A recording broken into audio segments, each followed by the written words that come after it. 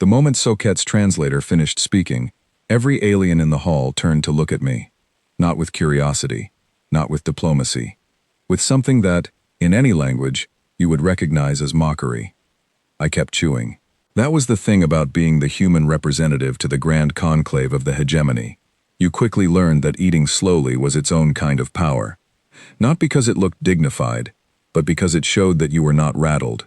And right now, with 63 delegations watching me eat a barbecue rib with my bare hands, getting rattled was the worst thing I could do. My name is Cale Vasquez. I had been a diplomat for 11 years. I had argued trade rights in 3-star systems, negotiated water allocations in the Belt colonies, and once sat through a 14-hour session with the BRICS 4 Council over the legal definition of the word adjacent. I was not easily shaken. But I will admit, even I felt something uncomfortable when Soket's amplified voice filled the grand hall of Orbital Station Conclave and said, in perfectly translated English, "The human delegation appears to be consuming thermally brutalized organic matter steeped in acid and fermented decay. Is this intentional?" The hall went quiet. Then it did not go quiet. It went loud. Loud in ways that were not sound, exactly. The Velhari communicated through crystalline vibration, and Soket's kind were doing something with their lattices that the room translator could only describe as collective amusement. The Tholesi, silicon-based beings who looked like slow-moving cathedral spires, clicked against each other in the rhythmic pattern that their cultural liaison had once explained to me meant deep embarrassment on behalf of a third party. Even the BRICS 4 delegates, normally expressionless clusters of violet bioluminescence, pulsed in a way I had not seen before. I chewed the rib clean, set it down, wiped my hands on the paper cloth that my aide, Petra Collins, had quietly provided. Petra was young, 26, 2 years out of the diplomatic academy, and she had the talent of knowing exactly what you needed before you knew you needed it. She kept her face perfectly neutral. She was chewing a piece of sourdough bread, her second piece. "Yes," I said into my lapel communicator, which fed directly to the translator array. "It is intentional. We call it food." Another wave of crystalline amusement from the Velhari section. A few BRICS 4 pulses. The Tholesi clicked again, louder. I reached for my coffee.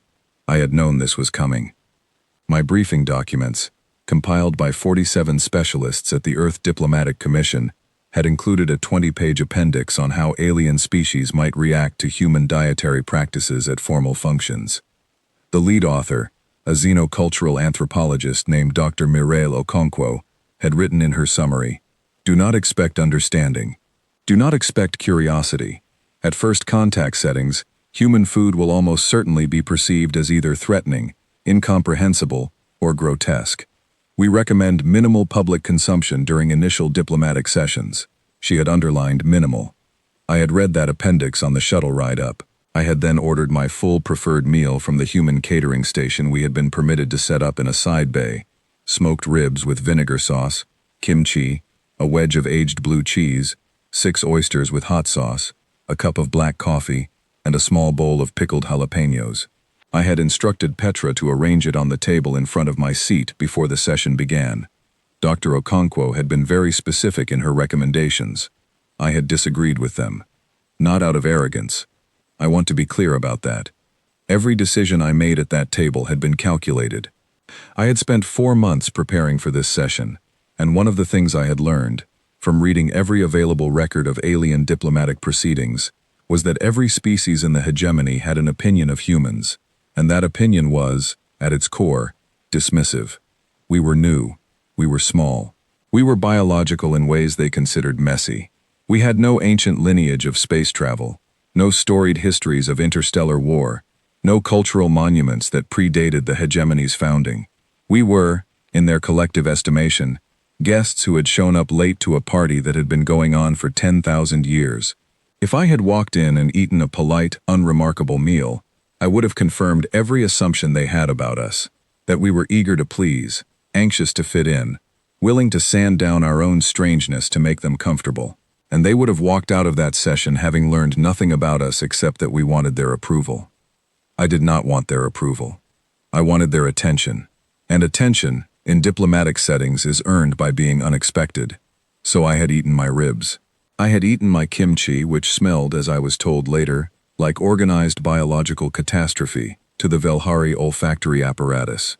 I had eaten my blue cheese, which the room's atmospheric sensors had flagged as a possible biohazard, until Petra had quietly explained to the environmental officer that no, the smell was deliberate, and yes, we were consuming it voluntarily. I had eaten my oysters raw, which had caused the Thalessi delegation to physically relocate their cluster 3 meters further from our table, and I had tipped the hot sauce over each one and slid them down in the way my grandmother had taught me when I was 7 years old. Soket had watched all of this with what I could only describe as escalating disbelief. Soket was the senior Velhari delegate, which made it one of the most powerful individuals in the hegemony's deliberative structure. The Velhari had founded the hegemony 11,000 years ago, more or less. They were by any measure the dominant civilization in known space, not through military force, not through economic pressure, but through the sheer weight of their presence and age. Soket was old in a way that humans cannot fully imagine, because Velhari did not experience time the way biological entities did.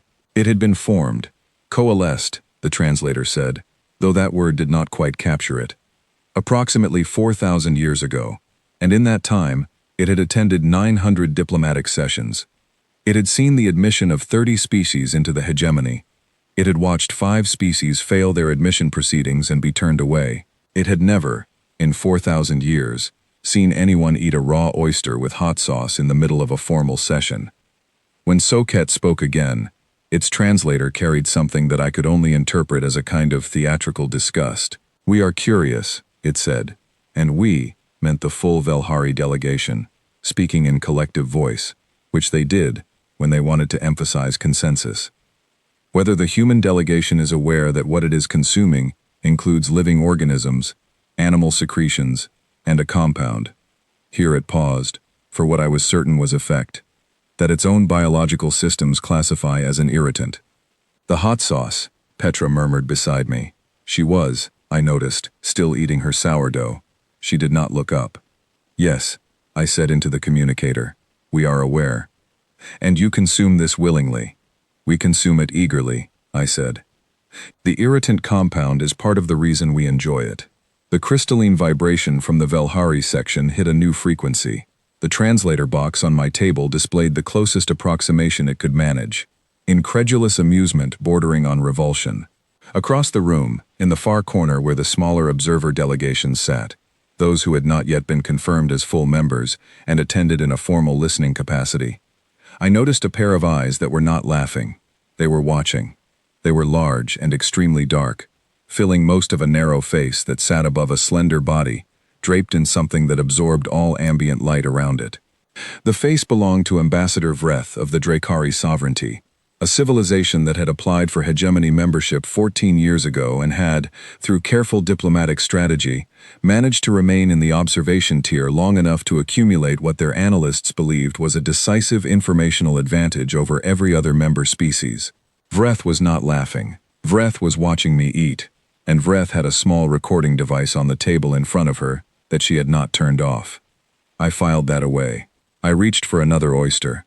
The session that followed the meal was, in political terms, unremarkable.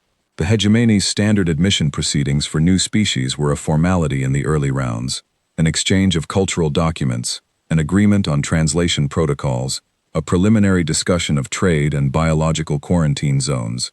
None of it was urgent. None of it would determine anything on its own. The real decisions happened in the private sessions, in the corridors, in the small rooms where delegates ate their own foods and said what they actually thought. But the meal had changed something. I could feel it in the way the session moved.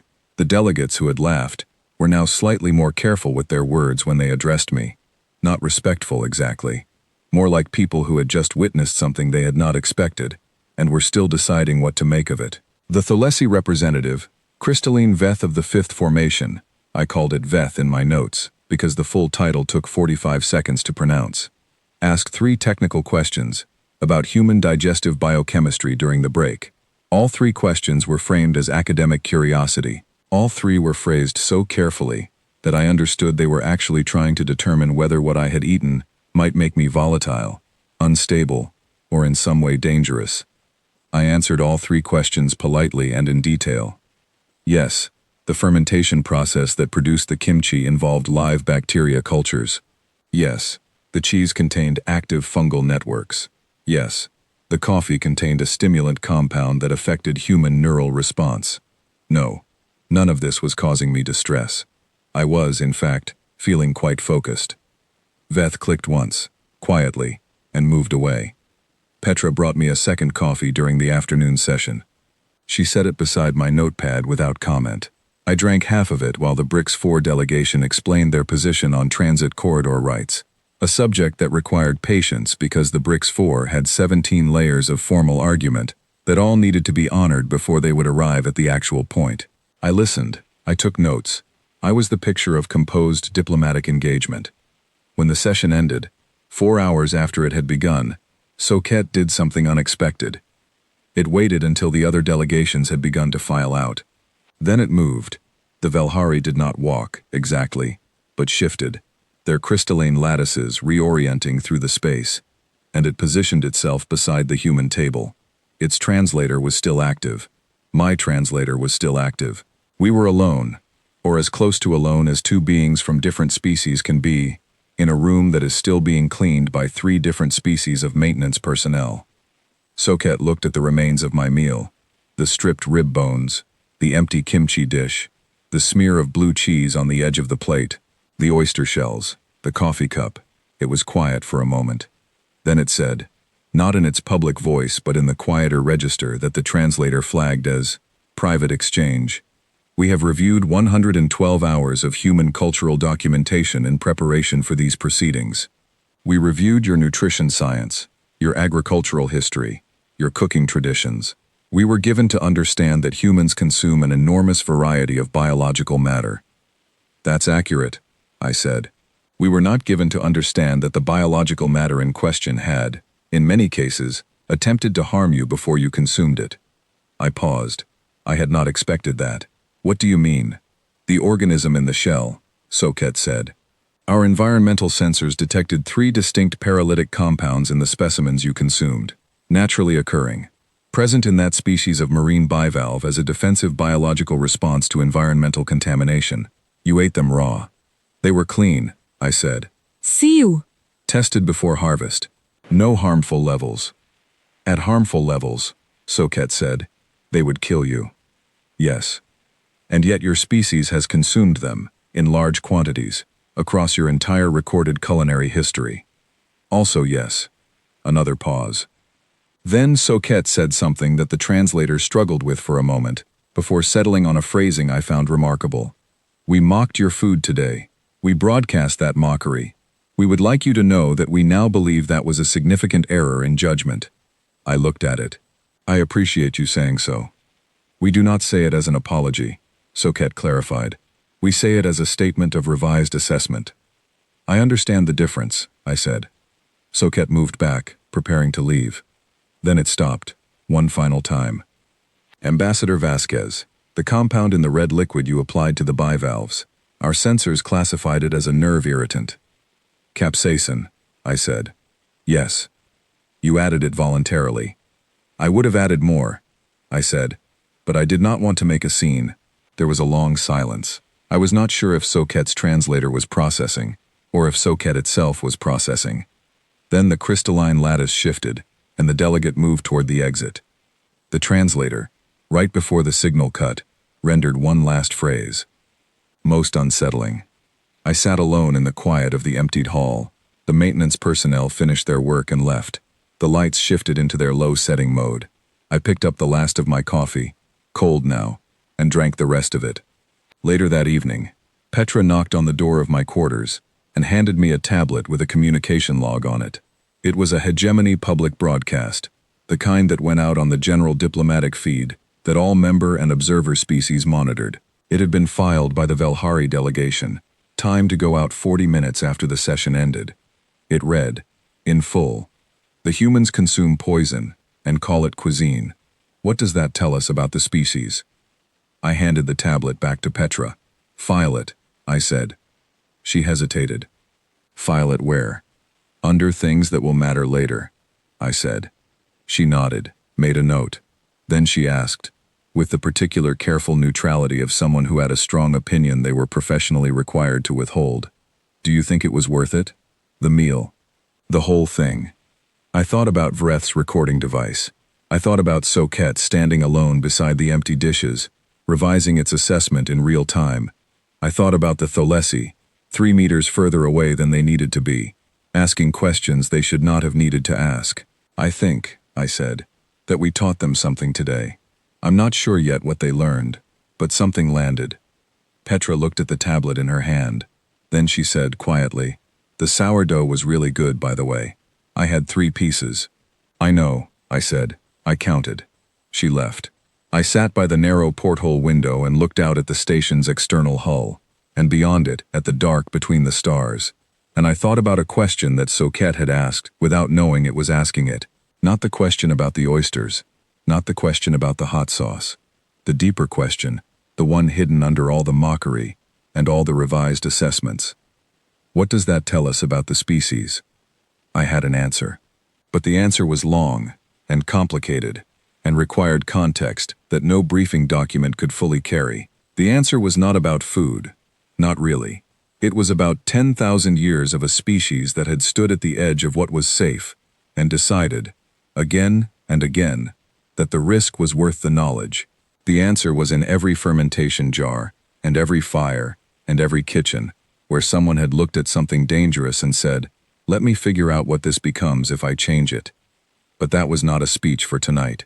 Tonight, I looked out the porthole, finished my cold coffee, and let the galaxy think whatever it wanted to think. Tomorrow, it would start learning better. The request came 41 days after the conclave session, and it arrived without the hegemony's knowledge. That was the first thing that struck me as unusual. In the 6 weeks since the banquet incident, every communication we had received from any hegemony-affiliated species had been logged through the official diplomatic channel. Formal, documented, traceable. The hegemony's administrative protocols required it. Nothing moved between delegations without a record. This message had come through a side channel, a frequency we had opened for maintenance communication with the station's engineering bay, a frequency that, technically speaking, no diplomat should have known existed. It was from Vreth. "My name is Dr. Mireille Okonkwo, and I want to be clear from the beginning. I was not supposed to be the one who handled this. I was the xenobiologist attached to the human diplomatic contingent. My official role was advisory.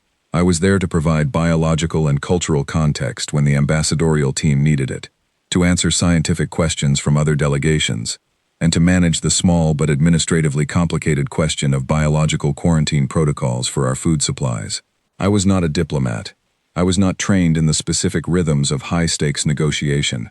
I was a scientist who had spent 11 years studying alien biology and who happened, by professional necessity, to also know a great deal about human biology by comparison. Ambassador Vasquez had asked me to handle Vreth's request because, he said, she's not asking a diplomatic question, she's asking a scientific one. He was right, but I did not fully appreciate what that meant until Vreth stepped through the door of Waystation Meridian's human quarter and stopped completely still. She was taller than I had expected. The Dracari's biology involved a skeletal structure that was denser than it looked. They were heavier than their slender frames suggested, and the gravity on their homeworld, Draca Prime, was 40% higher than Earth standard. Vreth moved with the particular careful deliberateness of someone who had learned, through long experience, to be precise about where they placed their weight. Her eyes, enormous and entirely dark from edge to edge, absorbed everything in the room at once, in a way that made you feel she was not looking at any single thing, but at all things simultaneously. She stopped just inside the doorway. She did not say hello. She said, "What is that smell?" I had been expecting this. The human quarter of Waystation Meridian was not a diplomatic space. It was a working space, a converted cargo bay that our technical team had fitted with a small galley kitchen, a handful of workstations, a common room, and the biological containment units, where we stored our food supplies. It smelled, unmistakably, like a human space, like coffee and garlic and the sourdough starter that my colleague Owen Briggs kept alive in a sealed container on the kitchen counter, like the fermentation crock in the corner. where I was testing how one of our standard kimchi cultures responded to the different atmospheric composition of the station, like old paper, which we still used for notes because some habits persist through space travel, like people. Multiple things, I said. I can walk you through them if you'd like. Vreth stepped further into the room. She had a small recording device in her left hand, the same one I had noticed at the conclave session, from Ambassador Vasquez's report. She held it up, asking with the gesture rather than words. Please, I said. She activated it and began moving through the space slowly, the way a scientist moves through an environment they intend to study seriously, not the way someone moves when they are curious, the way someone moves when they are working. The first compound, she said, strong, slightly bitter, warming. She paused near the coffee station. Coffee, I said. We'll come back to that one. I wanted to save it. Coffee was its own lecture. I started with the sourdough starter, because it was sitting right there, and because it was, in many ways, the simplest illustration of the point I needed to make. I opened the container, a ceramic crock with a cloth cover, held down by a rubber band, and the smell sharpened immediately. Vreth took a small step back, then consciously stepped forward again. This is a live fermentation culture, I said. Bacteria and wild yeast. We feed it flour and water, and it produces carbon dioxide and organic acids. The acids are what create the sour flavor. We use it to make bread. Vreth looked at it. It is alive. Yes. You are cultivating a living bacterial culture in your food preparation space. Deliberately and enthusiastically, I said. Owen, my colleague who maintains this one, has kept a direct descendant of this culture alive for 9 years. He brought it from his kitchen on Earth. He considers it a family member. Vreth made a note. She did not ask me to clarify whether I was being humorous. She simply noted it and moved on. I appreciated that about her immediately. We moved to the fermentation crock in the corner, my kimchi experiment. I explained the process. Napa cabbage, salted to draw out moisture, mixed with garlic and ginger and chili paste, packed into a sealed container, and left to ferment over time. Bacteria that were already naturally present on the vegetables consumed the sugars and produced lactic acid, which preserved the food and changed its flavor. The result was something that could last for weeks or months without refrigeration, and which became more complex and nutritious the longer it aged.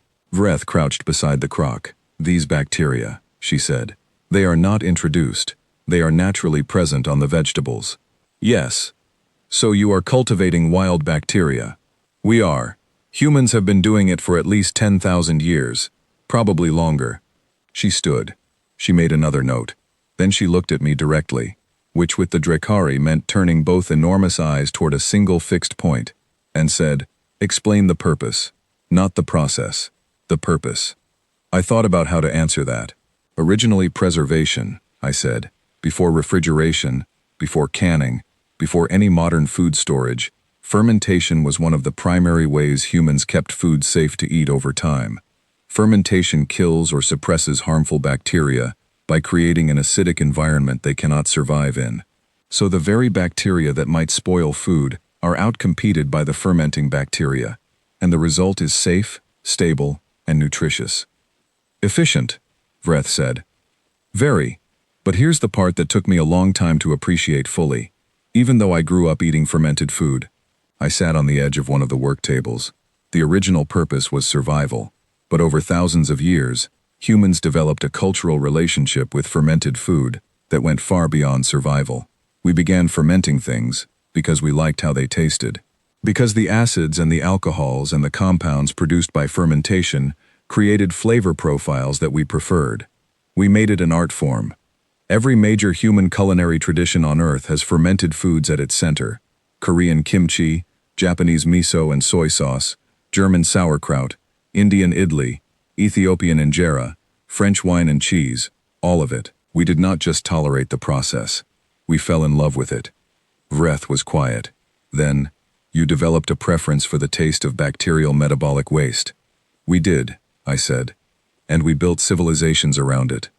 She made what I was beginning to recognize as her processing significant information expression. A very slight narrowing of the dark eyes, a stillness in the rest of her face. Then she moved further into the room. The next hour was one of the most concentrated and thorough conversations I have ever had about food. Vreth was not curious in the way a tourist is curious, looking at things with shallow interest before moving on.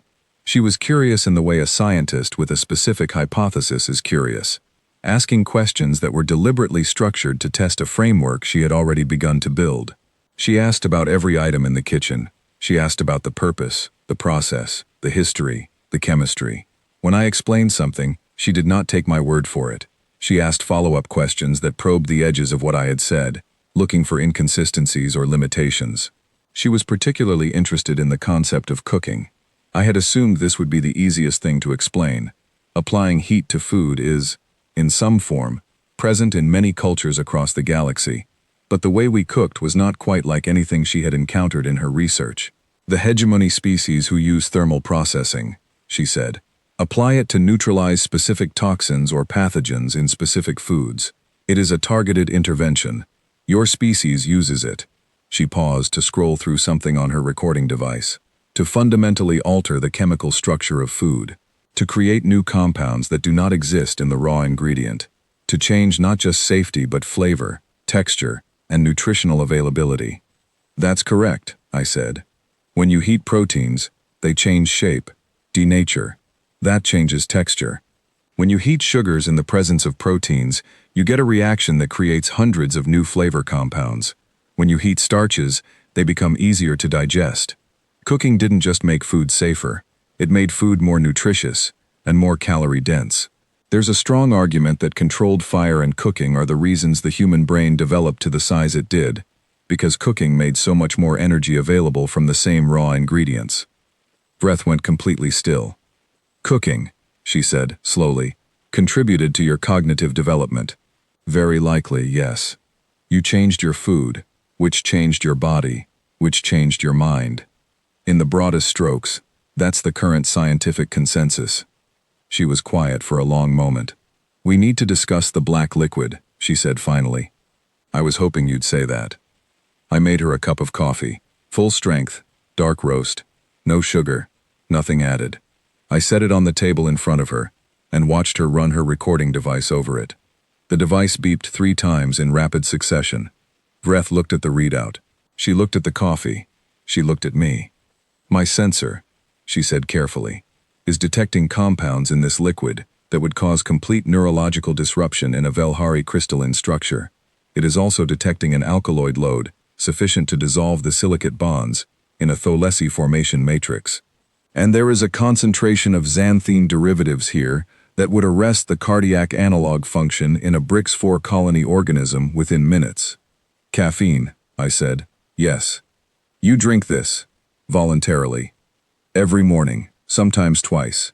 And it does not cause neurological disruption. It causes the opposite. It makes us sharper, more alert. It blocks the chemical receptor that tells the brain it needs to slow down and rest. Humans have enzymes specifically designed to metabolize it. You have adapted, she said, to a neural toxin. We sought it out, developed a taste for it, cultivated the plant that produces it across vast agricultural networks, developed dozens of preparation methods to extract it in different concentrations, and we now consider a morning without it to be a minor personal tragedy. Some of us, anyway. Vreth set her recording device down on the table. This was the first time she had done so since she arrived. It was not a casual gesture. It meant she was not taking notes. It meant she was speaking informally. I was at the conclave session, she said. I know. I did not laugh. I know that too. She looked at the coffee cup in front of her. The hegemony species laughed because they saw something unfamiliar and concluded it was primitive, inferior.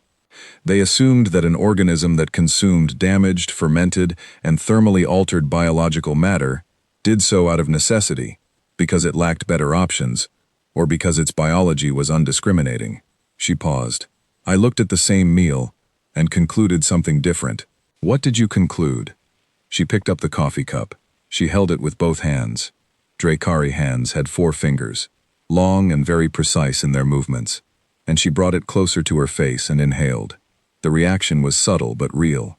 A very slight flinch, quickly controlled. I concluded, she said, that I was looking at a species that had spent its entire existence learning to extract value from things that should have destroyed it, and that this habit was not limited to food. I let that sit in the air for a moment. Then I said, "Try it. Just a small amount. I won't be offended if you hate it." She looked at me. Then she looked at the cup. She brought it to her lips and took the smallest possible sip, barely a taste. Set it down immediately.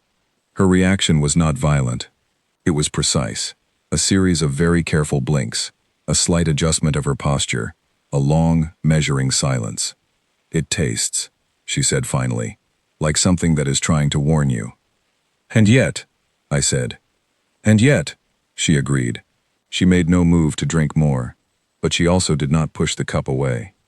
I showed her the spice rack next, not because it was the most scientifically significant thing in the room, but because the spice rack was where the real education always happened.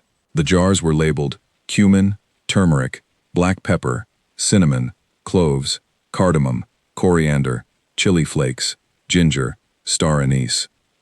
I opened them one by one and let her sensors work. Every single jar triggered at least one alert on her recording device. Antimicrobial compounds, antifungal compounds, anti-inflammatory compounds. In some cases, compounds that in sufficient quantities would be acutely toxic to multiple hegemony species. "These are your flavor additives," Vreth said. It was not quite a question. Yes. And also, chemically, they are biological defense compounds, produced by plants to deter insects, animals, and pathogens. Yes. "Your species encountered plants that produce toxic compounds to deter consumption," she said. "And your response was to consume them anyway, develop cultural traditions around them, breed them for higher concentrations of the defensive compound, and trade routes spanning your entire planet for centuries to ensure continuous access to them." "The spice trade," I said. "It's one of the most significant economic forces in human history. Wars were fought over access to spices. Continents were colonized in the search for them. The entire age of maritime exploration was driven, in large part, by the desire to find shorter routes to spice-producing regions." Vreth looked at the jar of chili flakes in her hand. She set it down very carefully. "You went to war," she said, "to ensure your access to plant defense compounds that your species had developed a taste for despite, or perhaps because of, their toxic properties. That is one way to phrase it. Is there a less accurate way?" I thought about it. "No," I said. "That's pretty much it." She picked up her recording device again. She made a very long note. When she finally left, 2.5 hours after she had arrived, she paused at the door. I had the feeling she wanted to say something that she had been debating the whole time. She turned back once, which was unusual for the Dracari. They tended not to revisit social gestures they had already completed. "Dr. Okonkwo," she said, "I am going to prepare a report. I assumed you would. I intend it to be a private document, for Dracari analysis only, but you should know it exists. I appreciate you telling me." She looked at me for a moment with those enormous dark eyes. "The coffee," she said. "You said you drink it to think more clearly. Every morning." She turned to leave. At the threshold, she said, almost to herself, "A compound your sensors classify as threatening, and you use it to think." She shook her head slowly. "Remarkable." She was gone, before I could reply.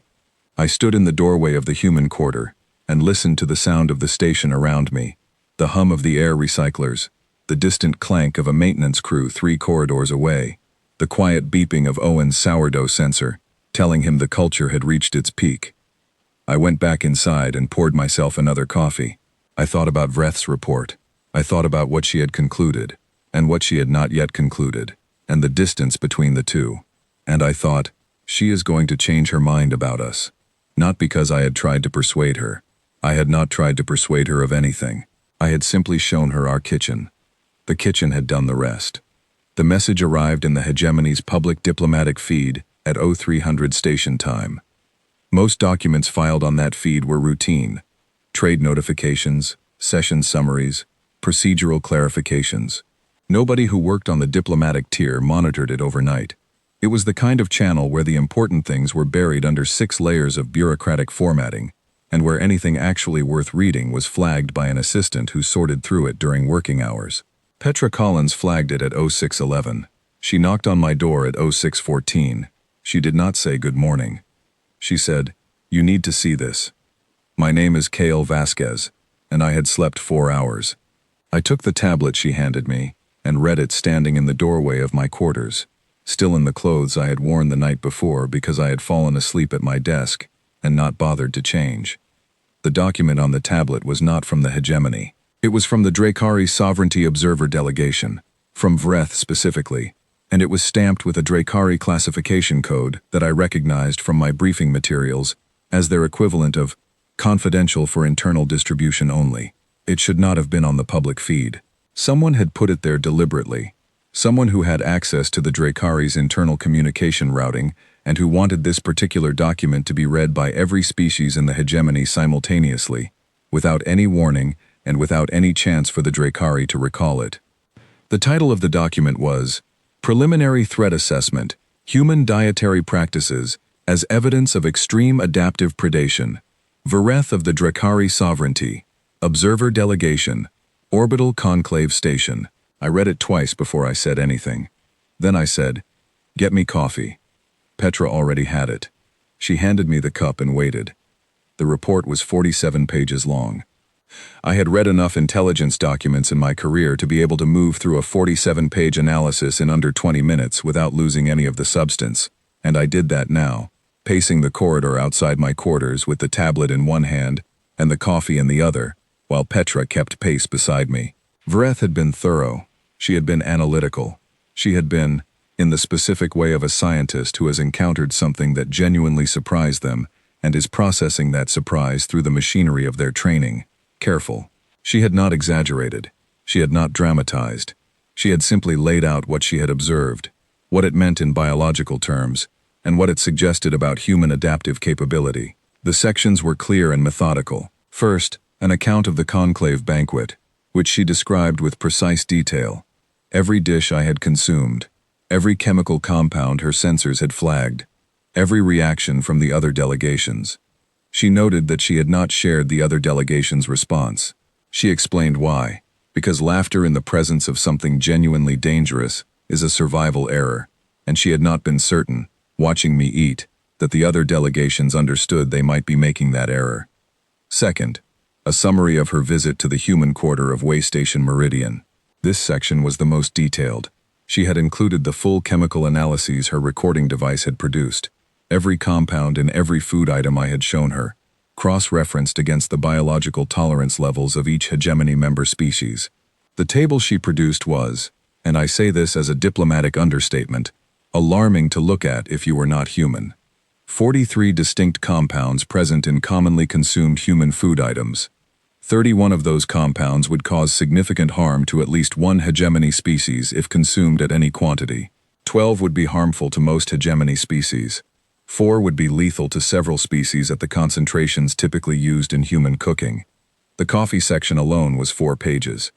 Third, and this was the part that Petra had highlighted in red on the tablet, her conclusion. Vreth had written, in the careful formal language of a scientific threat assessment, the consumption patterns observed in the human species cannot be adequately explained by dietary necessity or evolutionary accident. The breadth of food types consumed, the deliberate processing of naturally toxic or pathogenic materials into edible form, the cultural elaboration of those processes into complex traditions, and the development of biological tolerance to compounds that are harmful to all comparable known species. These together indicate a pattern of adaptive behavior that is without parallel in the hegemony's xenobiological database. No known spacefaring species has, at any point in its recorded evolutionary history, systematically converted its own food supply from dangerous to safe by developing biological resistance rather than by selecting for inherently safe food sources. The human species has done this repeatedly, across multiple food categories, across the full span of its recorded history. This suggests adaptive capacity of an order not previously encountered. Recommend reassessment of human threat tier. Current classification, emerging species, non-significant biological risk. Recommended reclassification, emerging species, adaptive pressure unknown, Biological risk profile requires independent evaluation. I finished the document. I drank the last of my coffee. It was cold. I said, "How many species have read it?" Petra said, "All of them." It went out on a clean feed to every member and observer delegation simultaneously. The Hegemony's administrative office has filed a formal complaint about the breach of distribution protocols. The Drakari Observer Office has filed a counter-complaint noting they did not authorize the release. Neither complaint changes the fact that the document is now in 63 diplomatic archives. Who leaked it? Unknown. The Hegemony is investigating. My personal guess is the Velhari. They have the most access to interdelegation communication routing. They were the ones most publicly embarrassed by the conclave session, and they would have the most to gain from a general reassessment of human status before the admission vote. I thought about this. Most to gain how? Petra paused.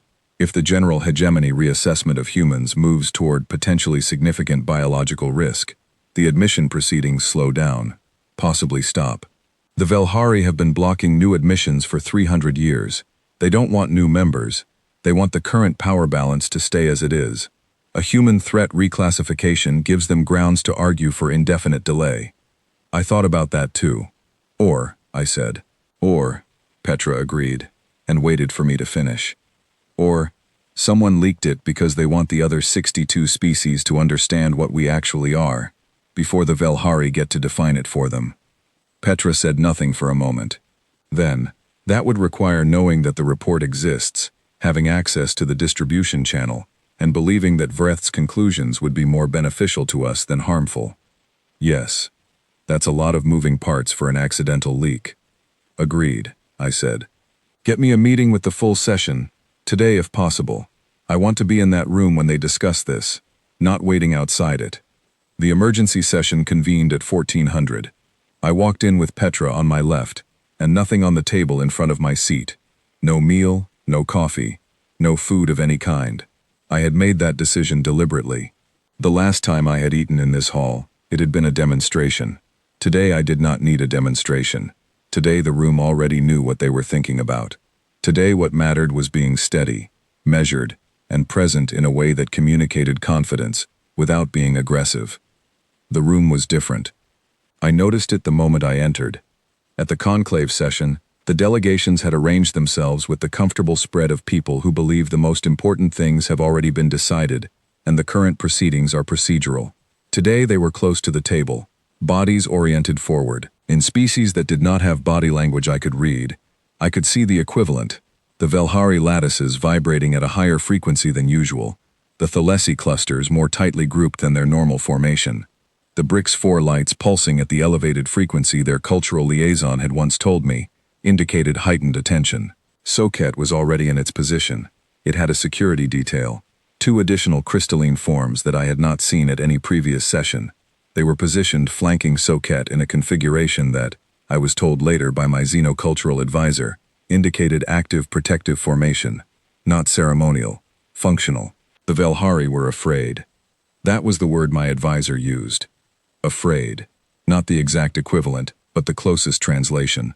The Velhari experienced something in the presence of perceived high-level adaptive threats that functioned similarly to what fear functions as in biological organisms.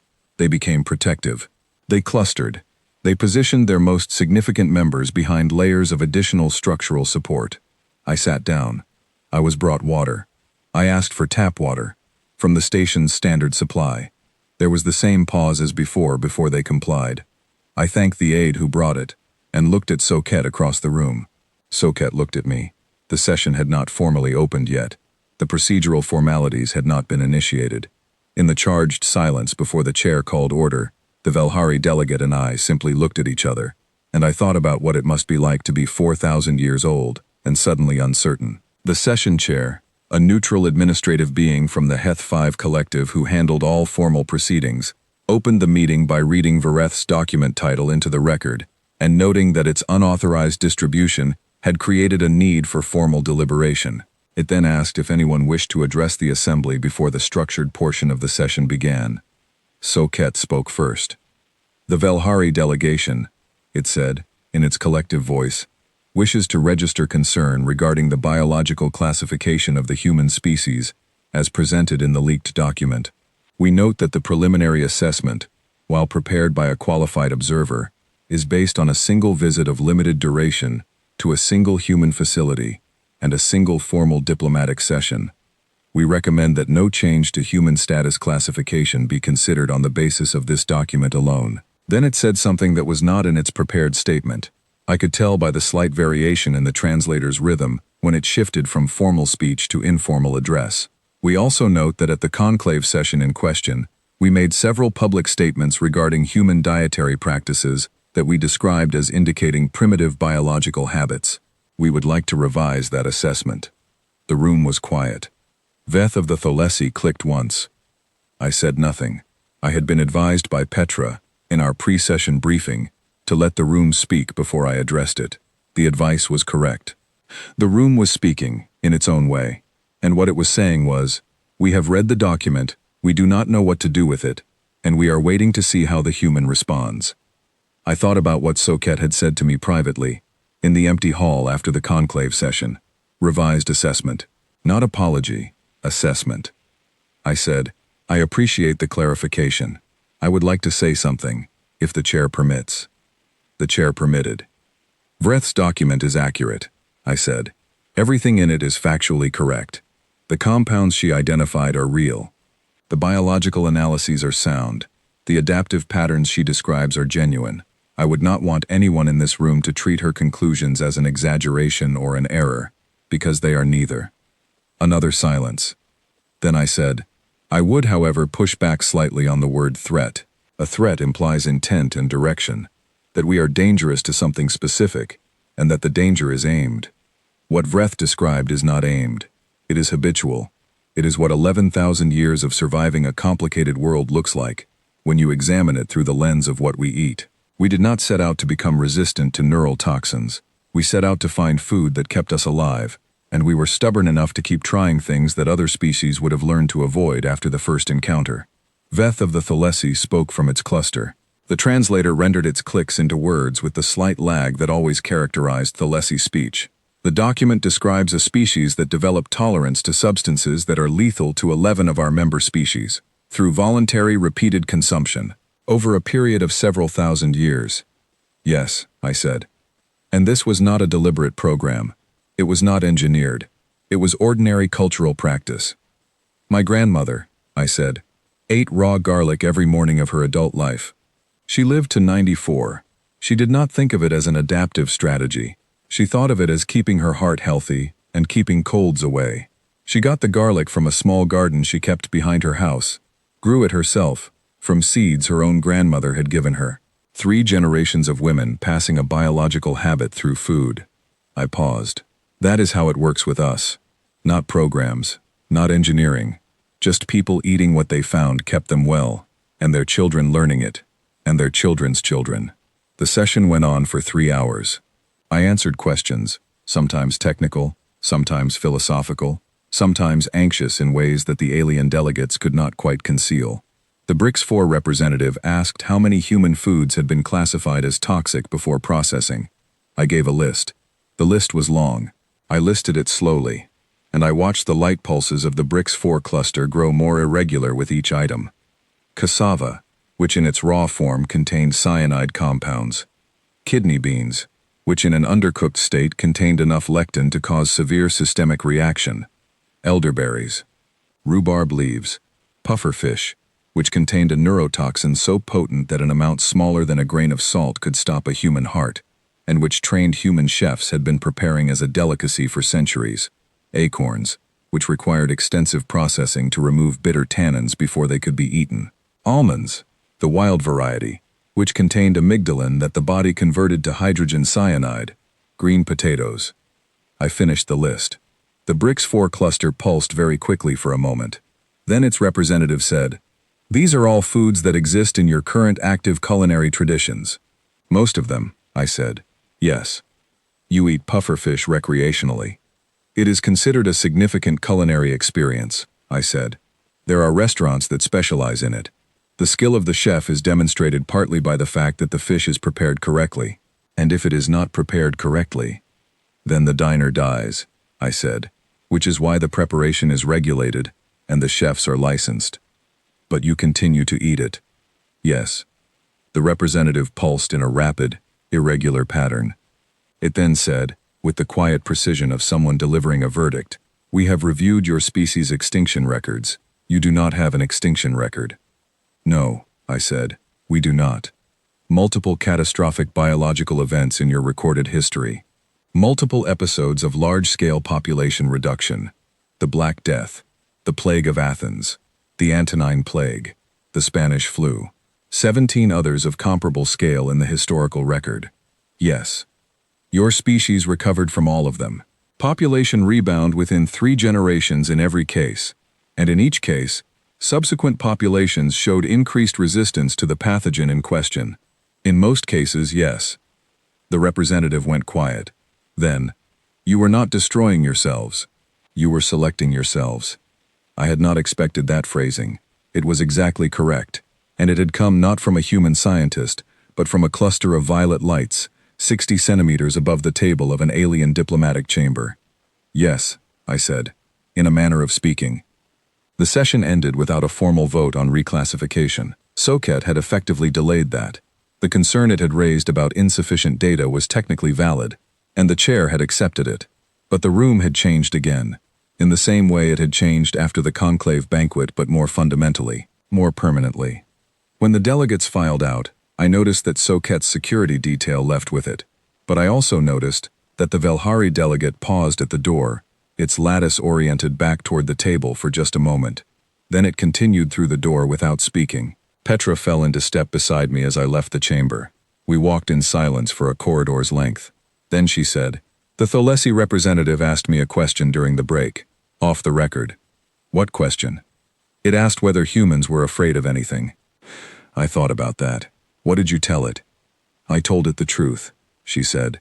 "I told it we were afraid of quite a lot of things. We're afraid of failing, of losing people we love, of the dark in the very specific way that creatures who were once prey at night tend to be afraid of the dark. We're afraid of being alone. We're afraid of things we cannot control." We reached the corridor junction. I stopped walking. "And then?" I asked. It asked, "But not of what you eat?" And I said no. Not usually.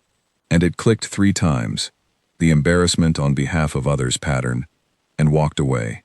I looked at the ceiling of the corridor. The station's overhead lights hummed faintly. Somewhere in the distance, a maintenance alert pinged. "They think they were wrong to laugh," I said. "Yes. And they're not sure what to replace the laughter with." "No," Petra agreed. "They are not." I started walking again. "Good. Let them figure that out. As long as they're still thinking about it, we have time."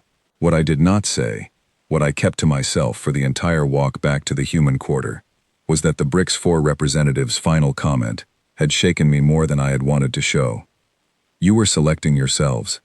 Not something any of us had chosen. Not something any individual human had planned or engineered or decided to do. Just millions of people over thousands of years, surviving what killed others, passing on what helped them survive, eating what kept them strong, and accidentally, in doing all of that, becoming something the galaxy had no category for. I went back to my quarters. I sat at my desk. I opened the message folder and found, among the session notifications and administrative updates, a single encrypted note from Vreth. It read, "The leak was not mine. I am sorry for the difficulty it has caused you. I am not sorry that the document exists. You should be known accurately." I read it twice. Then I put it in the archive folder labeled, "Things That Will Matter Later," the same folder where Petra had filed the Velhari's first mocking broadcast, back at the beginning of all of this. The folder was getting full. They gave me 1 hour. I walked into the Hegemony Science Council chamber at 0900, set my notes on the table, looked at 41 delegations arranged in a tiered semicircle above me, and said, "I'm going to need more time than that." The chair of the council, a HFY administrative coordinator named something I rendered in my notes as the coordinator, said in its flat bureaucratic tone that 1 hour had been allocated, and that additional time would require a formal extension request filed with no fewer than 3 working days' notice. I said, "File the extension request for me retroactively. I'll be here until I'm finished." My name is Dr. Mireille Okonkwo. I had given scientific presentations in 14 countries on Earth. in 3 off-world research stations, and in 1 pressurized tent on the surface of an asteroid, while a solar weather event disrupted communications, and nobody was entirely sure when rescue would arrive. I was not intimidated by rooms. I was, however, aware that I had never addressed a room like this one. 41 species, 41 distinct biological architectures, cognitive structures, evolutionary histories, and assumptions about what the universe was and how life in it functioned. 41 sets of eyes, or equivalent sensory organs, watching me stand at the front of a chamber designed for beings who were, in several cases, physically larger than the vehicle that had carried me to this station. I had 3 hours of material. I had prepared for 8. The chair consulted briefly with the delegations via the internal coordination channel. Then it said, "The council will extend. Proceed." I opened with a question. Not a greeting. Not an acknowledgement of the occasion. Not a statement of purpose. A question. "How many of your species," I said, "were prey?" The room was quiet. 41 delegations registered the question through their various perceptual systems. "At any point in your evolutionary history," I continued, "hunted, pursued, eaten, by something larger, faster, or better armed than you." Another silence. Then the Thalessi cluster. Veth, the same representative I had spoken with at the emergency session, said, "The Thalessi ancestral organism existed on a geological substrate too dense for predation. We were never prey." "Thank you, Veth." I looked at the rest of the chamber. Anyone else? A small delegation at the far end of the upper tier. The Solari, an aquatic species who communicated via bioluminescent pattern, and whose translator produced words in a slightly dreamy, rhythmic cadence, said, "The Solari originate in deep pressure zones. No organisms in our environment were capable of consuming us." I waited. A few other delegations murmured in the negative. The Velhari had not been prey. Their crystalline structures had no biological predators in their world of origin. The Brix 4, a colonial organism, had no natural predator capable of consuming the collective. "We were," I said, "for a very long time. We were small, relatively slow, not particularly strong, with no armor, no venom, no camouflage worth noting, and no significant speed advantage over the things that hunted us. We were eaten, regularly, by large cats, by crocodilians, by large canines, by bears, by raptors large enough to carry our young.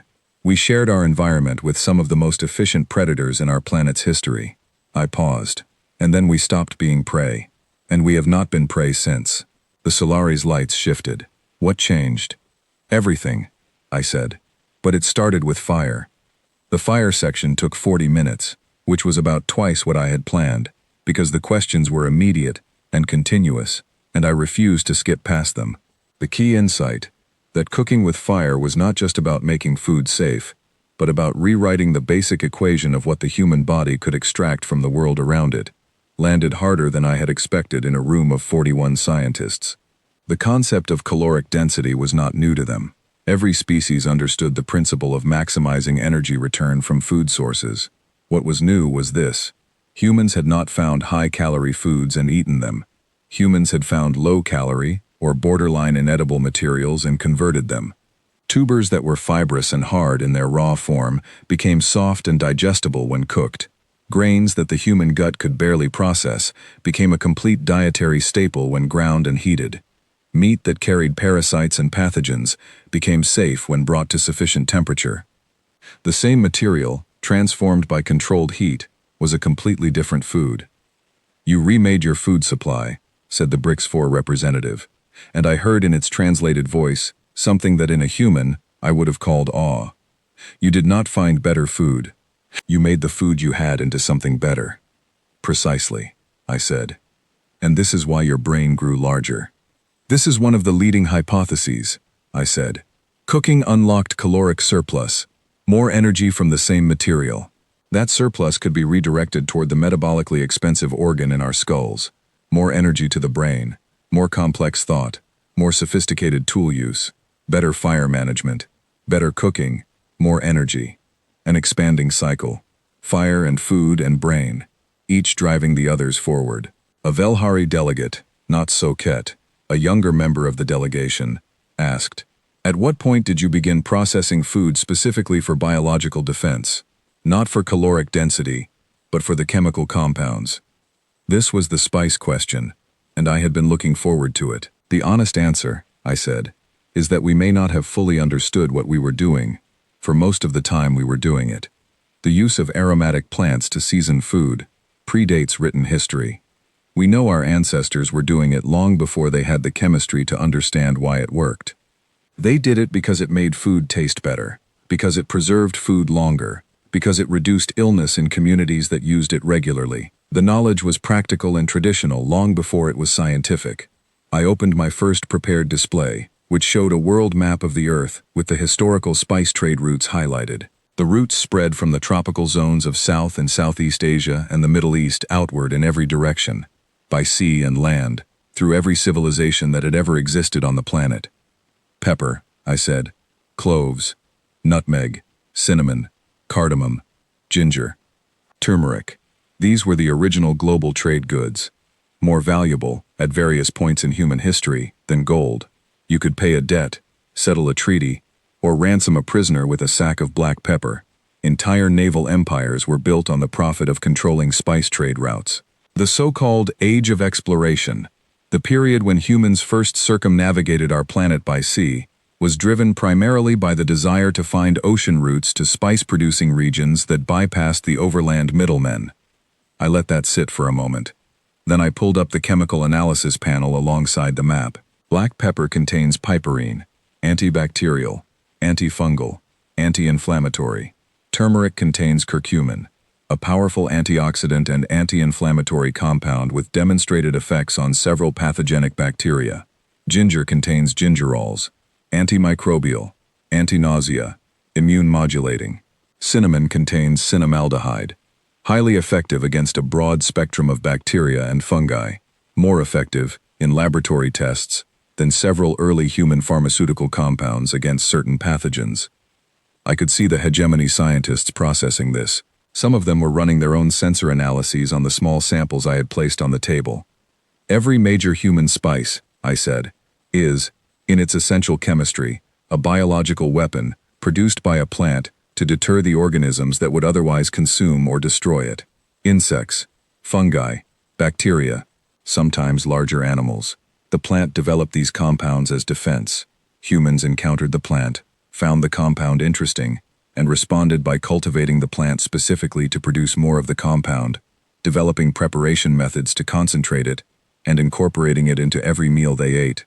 We built a planetary trade network around the acquisition of natural antimicrobial compounds, which we used as seasoning.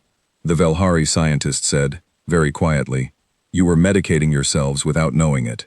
With every meal, I said, for thousands of years, before germ theory, before we knew what bacteria were, before we understood infection at the cellular level, we were reducing our pathogen loads through diet, because the people who did it got less sick, and lived longer, and passed the habit to their children. I moved to fermentation, which I had discussed privately with Vreth, but which needed a different treatment in a scientific chamber. Here I could be more technical, more precise. I ran through the chemistry of lactic acid fermentation, alcoholic fermentation, acetic acid fermentation, the three main categories of human fermentative food production. I explained the mechanisms by which fermenting bacteria outcompeted harmful pathogens in the food environment, creating a product that was not only safe, but actively hostile to the organisms that might otherwise cause illness in the consumer. Then I said, I want to talk about what we do to cheese. There was a pause. Cheese, I said, begins with a protein-rich liquid produced by a mammal to feed its young.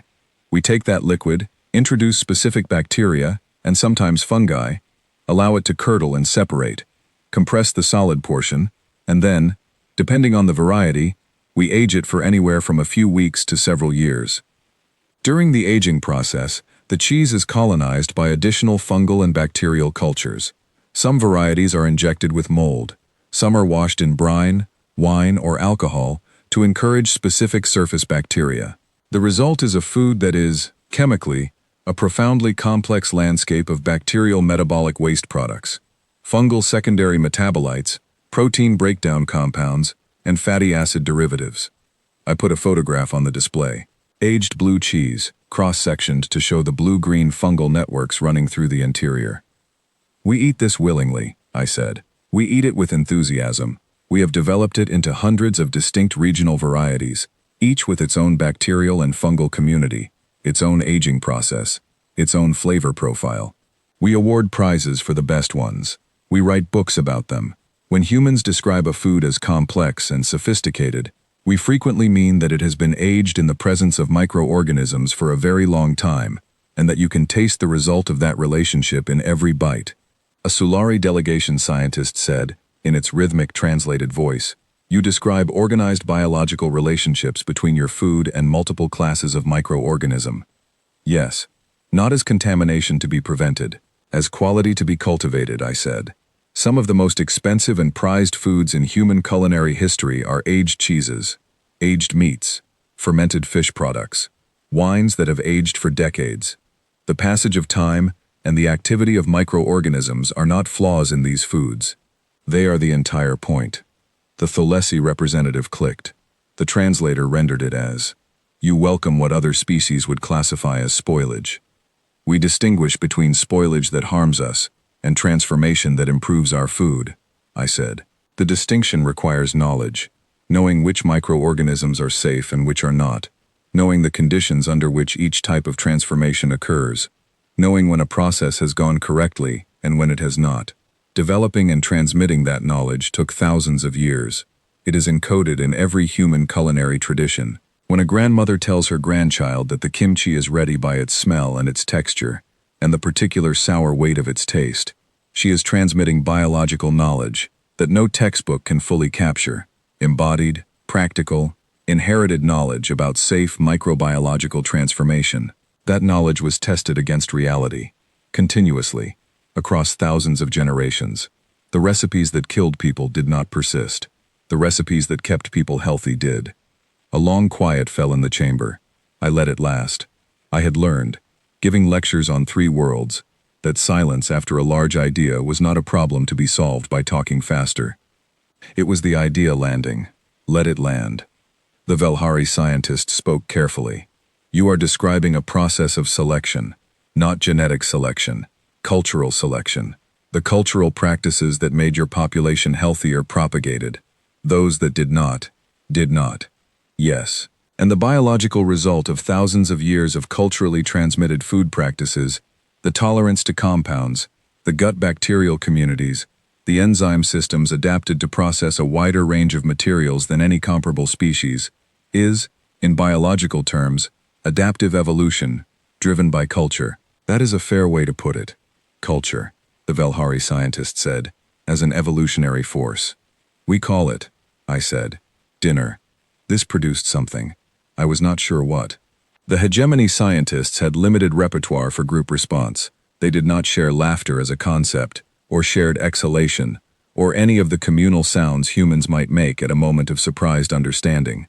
But something moved through the chamber, a shift, a collective reorganization of posture and orientation, every delegate in the room adjusting some small part of themselves.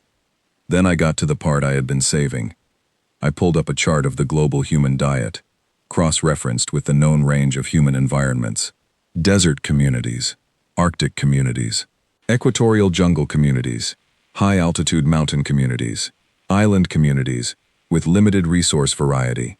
Each one had developed, in isolation, a food system that worked within its specific environment, a food system that, in every case, included forms of fermentation, forms of thermal processing, forms of selective toxin reduction, not because they had learned it from each other, because they had each arrived at it independently.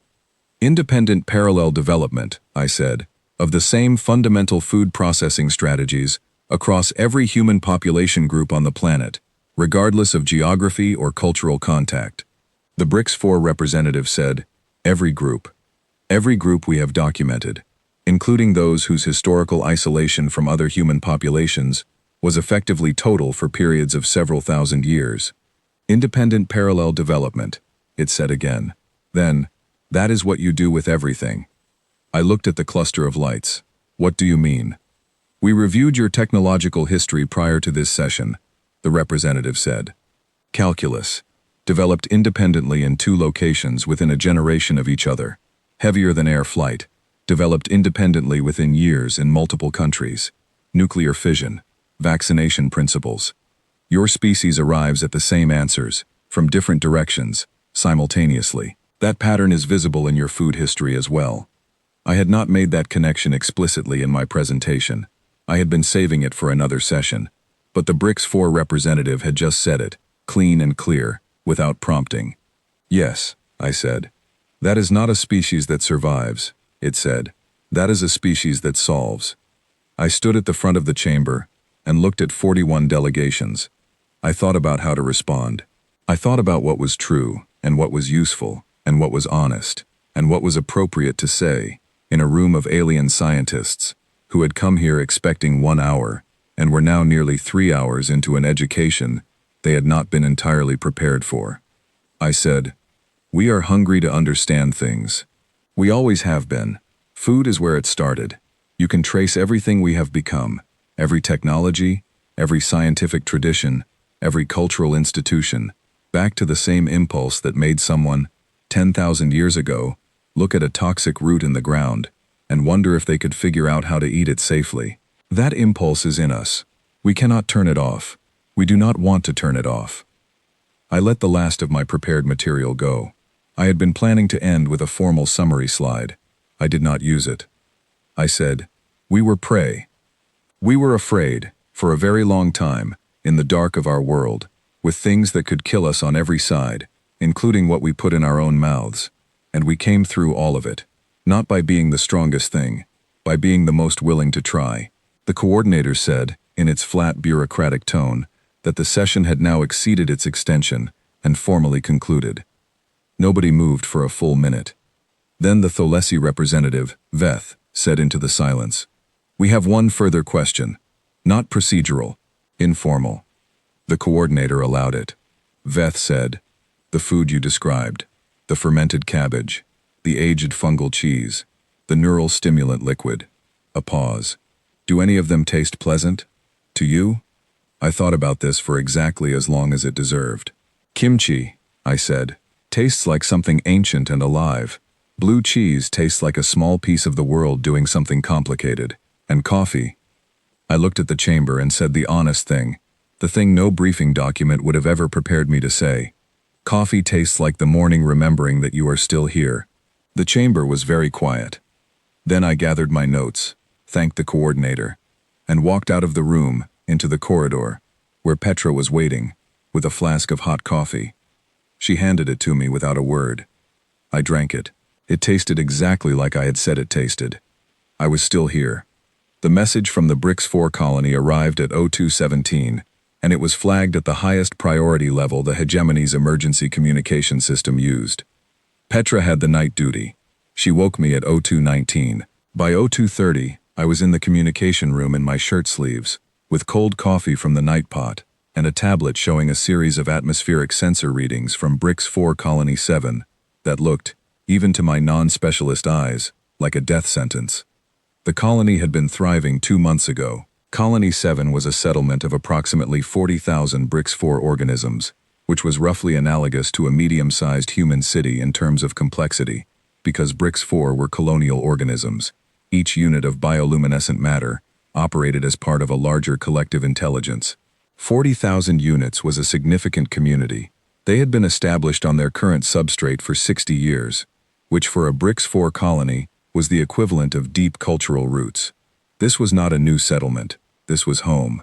The fungal blight had been identified 3 weeks before the message reached us, but the BRICS-4 had taken 2 weeks to formally alert the hegemony, because their cultural protocols around crisis acknowledgement required a full collective deliberation before any external communication. In those 2 weeks, the blight had spread from its origin point in the eastern substrate to coverage of approximately 30% of the colony's food-producing layer. The BRICS-4 fed entirely through a substrate layer, a living biological matrix that they had cultivated over 60 years into a stable and highly productive food system. It was specific to their biology. Nothing in the hegemony's database of alternative food sources was compatible with BRICS-4 nutritional requirements in the quantities needed to sustain 40,000 organisms. The substrate was not a luxury. Without it, the colony faced starvation within a matter of weeks. The hegemony's initial emergency response team had arrived 8 days ago. They had run analyses, consulted databases, exchanged reports. Their conclusion, delivered to the colony's collective consciousness and copied to every relevant hegemony department, was that the fungal blight was caused by an organism with no known counteragent in hegemony xenobiology, and that the recommended course of action was to begin preparations for colony evacuation to an emergency relocation site that did not yet exist, had not been surveyed, and would take a minimum of 3 months to establish. The colony had 6 weeks of viable substrate remaining. I read the full report at 02:45. I read it again. I made notes. Then I sent a message to Dr. Okonkwo's quarters, and another to a second member of our support staff, Dr. Femi Adiola, who was attached to the human delegation as a food and agricultural specialist. Femi had come with us specifically to handle questions about human food production systems, because the hegemony was mildly fascinated by our agricultural practices, and we had anticipated that there would be formal inquiries. He had not yet had much to do, in the official sense. He had spent the previous 6 weeks helping Owen Briggs maintain the sourdough culture, and working on a side project involving the station's hydroponic bay. I sent Femi the Brix 4 report at 0247. I asked him to read it and tell me what he saw. He replied at 0249 with 3 words: "Get me samples." By 0400, I had filed an emergency request through the hegemony's administrative office to be granted observer status at the Brix 4 Colony 7 site. The request was, by hegemony regulations, required to go through a review process that normally took a minimum of 4 working days. The Brix 4 collective approved it in 11 minutes. I flew out the same afternoon with Femi, Dr. Okonkwo, and a 4th member of our team, Rania Khalil, who had joined the delegation 2 months into our posting when the original catering consultant had left for medical reasons. Rania had not been trained as a food scientist in the academic sense. She had been trained in a kitchen, starting at age 12 in her grandmother's restaurant in a coastal city on the eastern Mediterranean, and continuing through 3 decades of professional cooking that had taken her from that restaurant to research kitchens in 6 countries, to the specific intersection of emergency nutrition science and culinary engineering that was her current expertise. Her official title on our staff listing was Culinary Operations Specialist. Her actual function, as Femi had explained to me when he requested she be added to the team, was, "She can make anything edible. I know how to grow food. She knows how to make people want to eat it. In an emergency, you need both." We arrived at Colony 7 14 hours later. The blight was worse in person than the sensor readings had suggested. The substrate was a complex living layer of organic material, described in the scientific literature as biomatrix, that covered an area roughly 3 kilometers in every direction from the central colony cluster. Where it was healthy, it was a dense, richly textured layer that pulsed gently with the colony's bioluminescent communication signals. Where the blight had reached, it was gray. Not dead gray, not the gray of something that had stopped, but wrong gray, an active and spreading gray that meant something was consuming it. The colony's collective consciousness communicated through a designated interface unit, a single organism that had been trained, over many years, to manage translations between the Brix 4's bioluminescent language and the hegemony's standard communication protocols. The interface unit, which I had been told to call First Voice, since the Brix 4 did not use individual names in the way other species did, met us at the colony edge. First Voice told us, through the translator, that the hegemony's assessment team had concluded no known solution existed. First Voice told us, with a quality in its bioluminescent pattern that the translator described as collective grief, that the relocation plan was being discussed, but that 60 years of cultivated substrate could not be relocated, and that the collective, understanding this, was preparing for a loss that was not merely material. I introduced Femi and Rania. I said they were here to look at the problem with different tools. First Voice asked what kind of tools. Rania said, "Do you mind if I smell it?" There was a moment of processing. Then First Voice said that she could approach the blight edge. Rania walked to the boundary between the healthy substrate and the blighted zone. She crouched down. She leaned forward. She breathed in slowly and carefully, her eyes moving across the surface of the blight in a methodical pattern I had seen her use in kitchens when she was diagnosing a fermentation that had gone wrong. She stayed there for 4 minutes. Then she straightened up, turned around, and walked back to where Femi and I were standing. "This is a Phytophthora variant," she said, "or the closest thing to one I've encountered off Earth." Femi looked at her. "You're certain?" "The visual pattern and the smell are close enough that I'm treating it as one, until proven otherwise.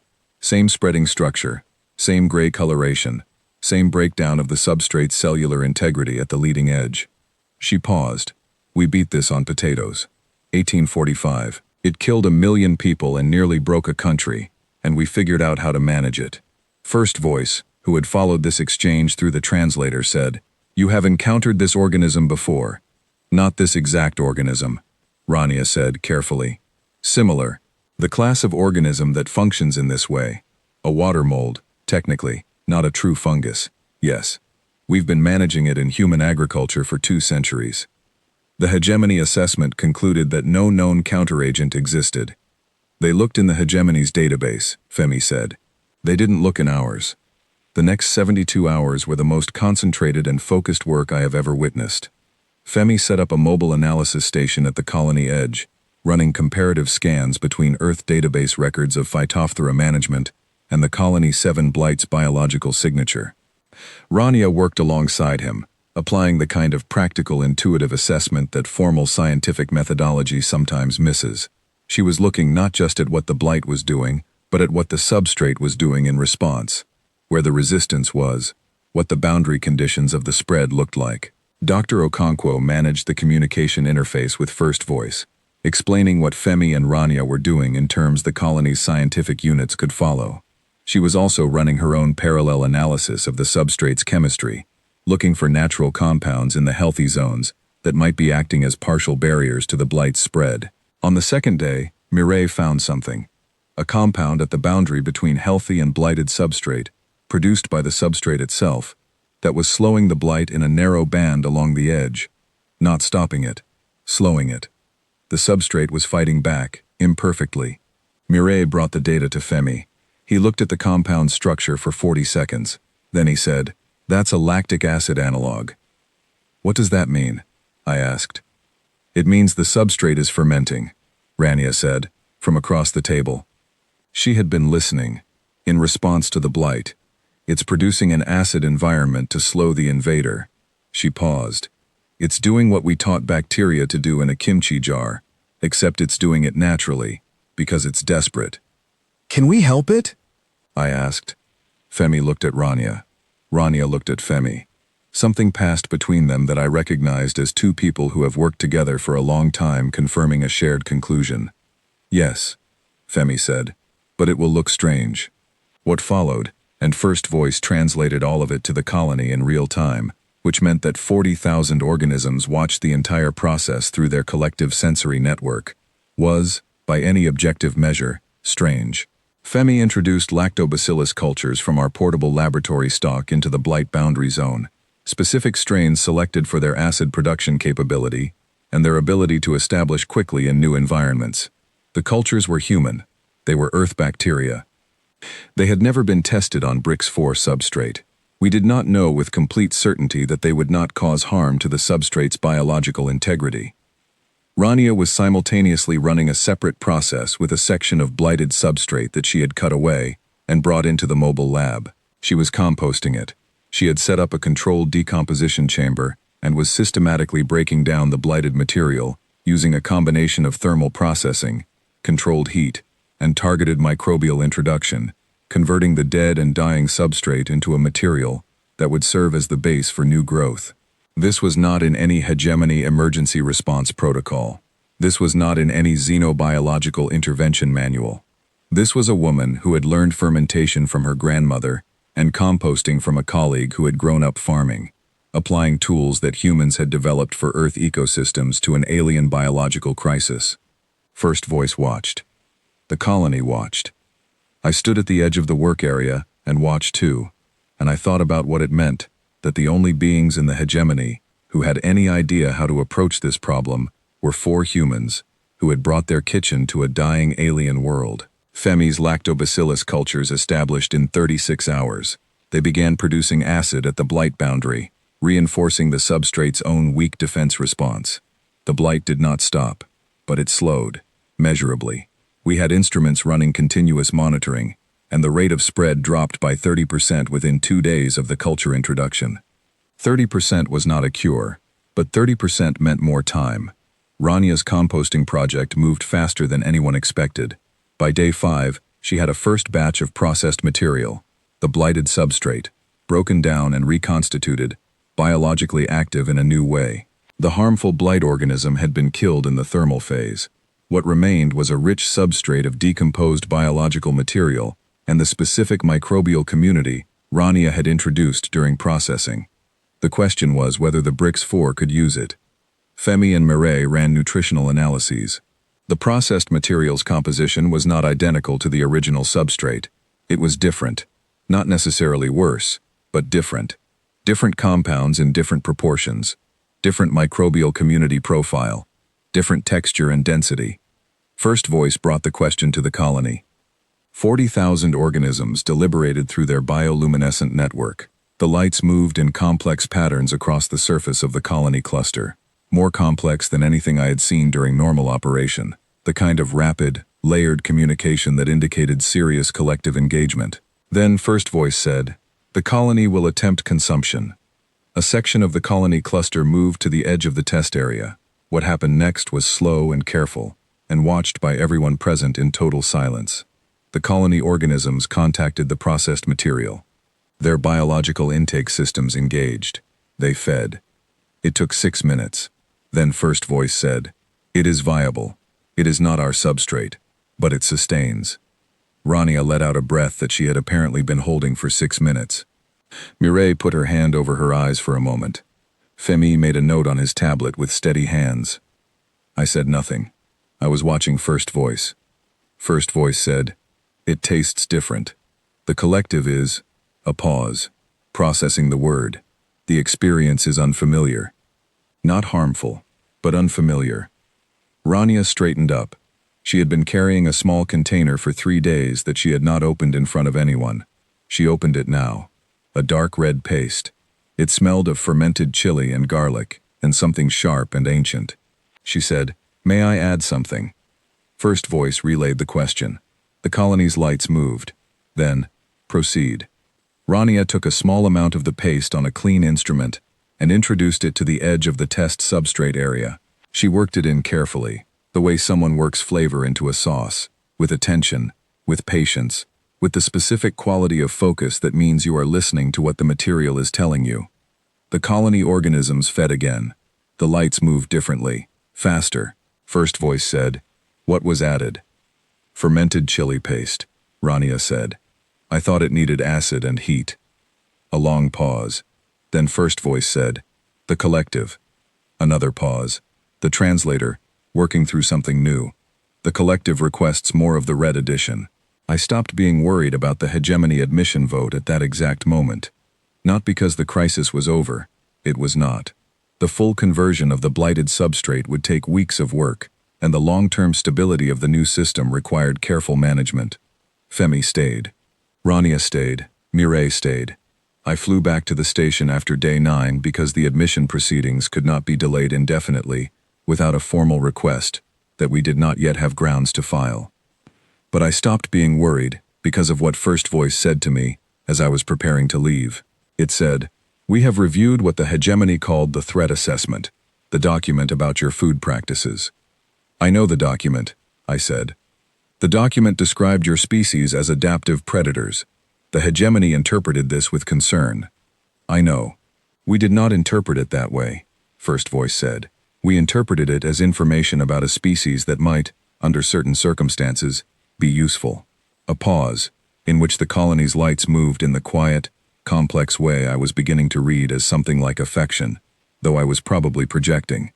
We were correct.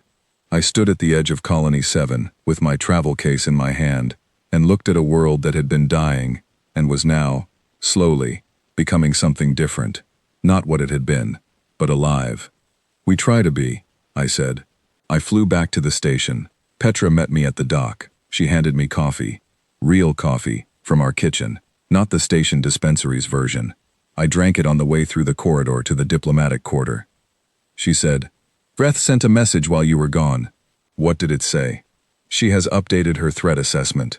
Upward. Petra paused. She also said, she has watched the Colony 7 feed from the beginning. She said she specifically watched the moment with the red paste. And, Petra glanced at her tablet. She wrote, I understand now why the Velhari's security detail has grown. I do not think it is large enough.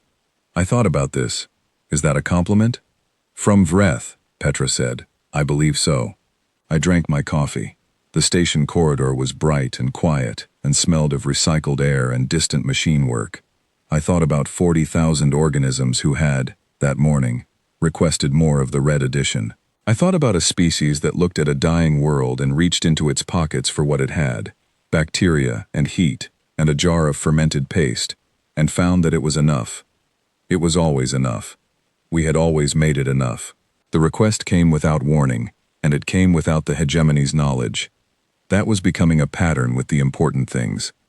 I was in my quarters writing the diplomatic summary report for the Colony 7 intervention when the encrypted message arrived, not through the official channel, not through the maintenance frequency that Vareth had used to contact Mireille.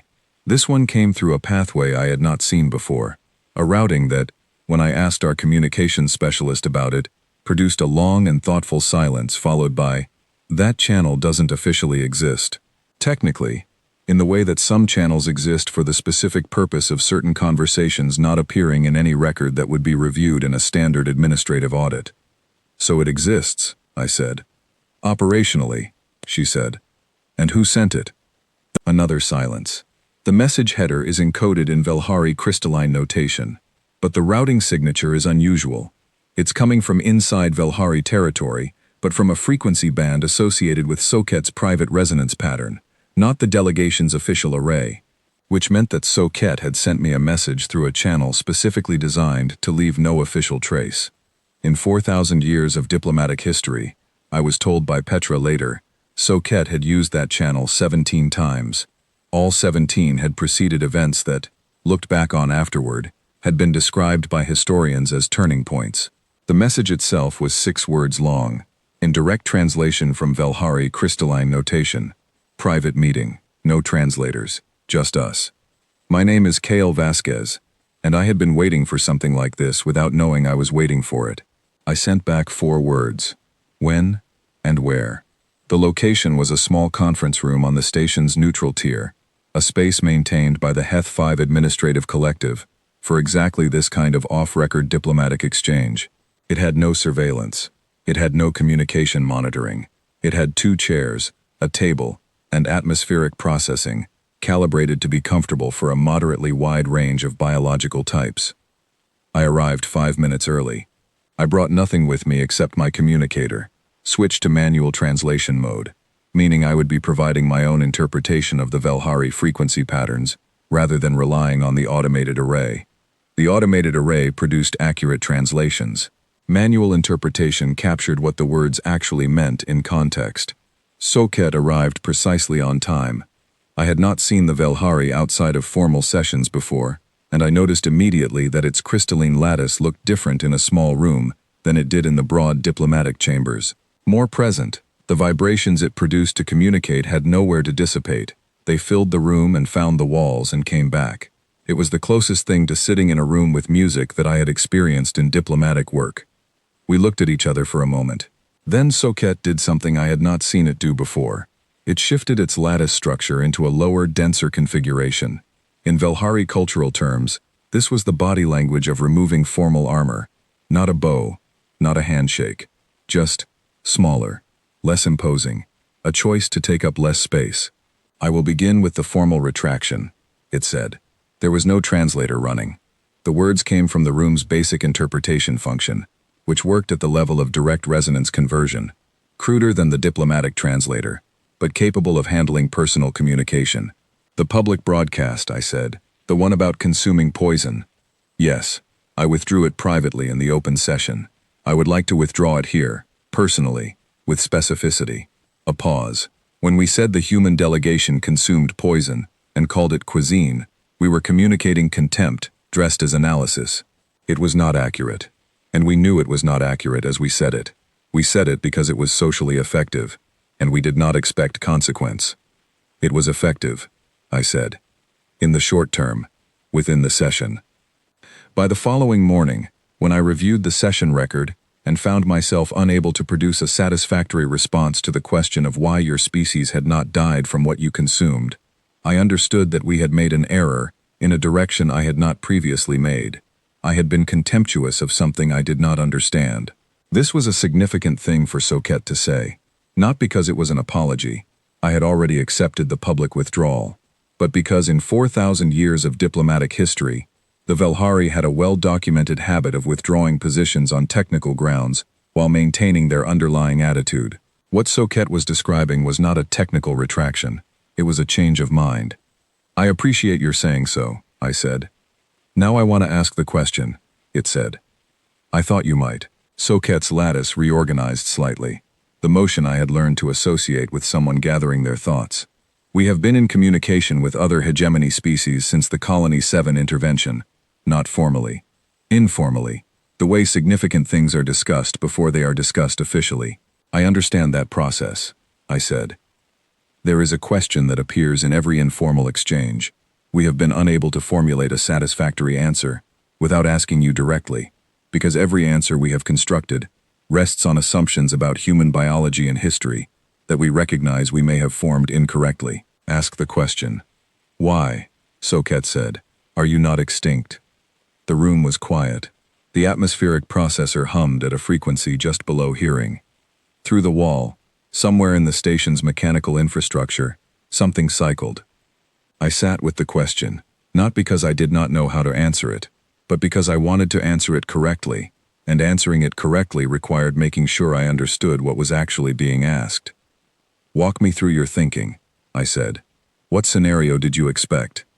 When you reviewed our history, we reviewed 5 comparable cases, Soket said, species of similar biological complexity and similar environmental challenges, high competition worlds, high pathogen loads, multi-predator ecosystems, multiple food source types of varying toxicity. In 4 of the 5 cases, the species reached a stabilization point within 10,000 years.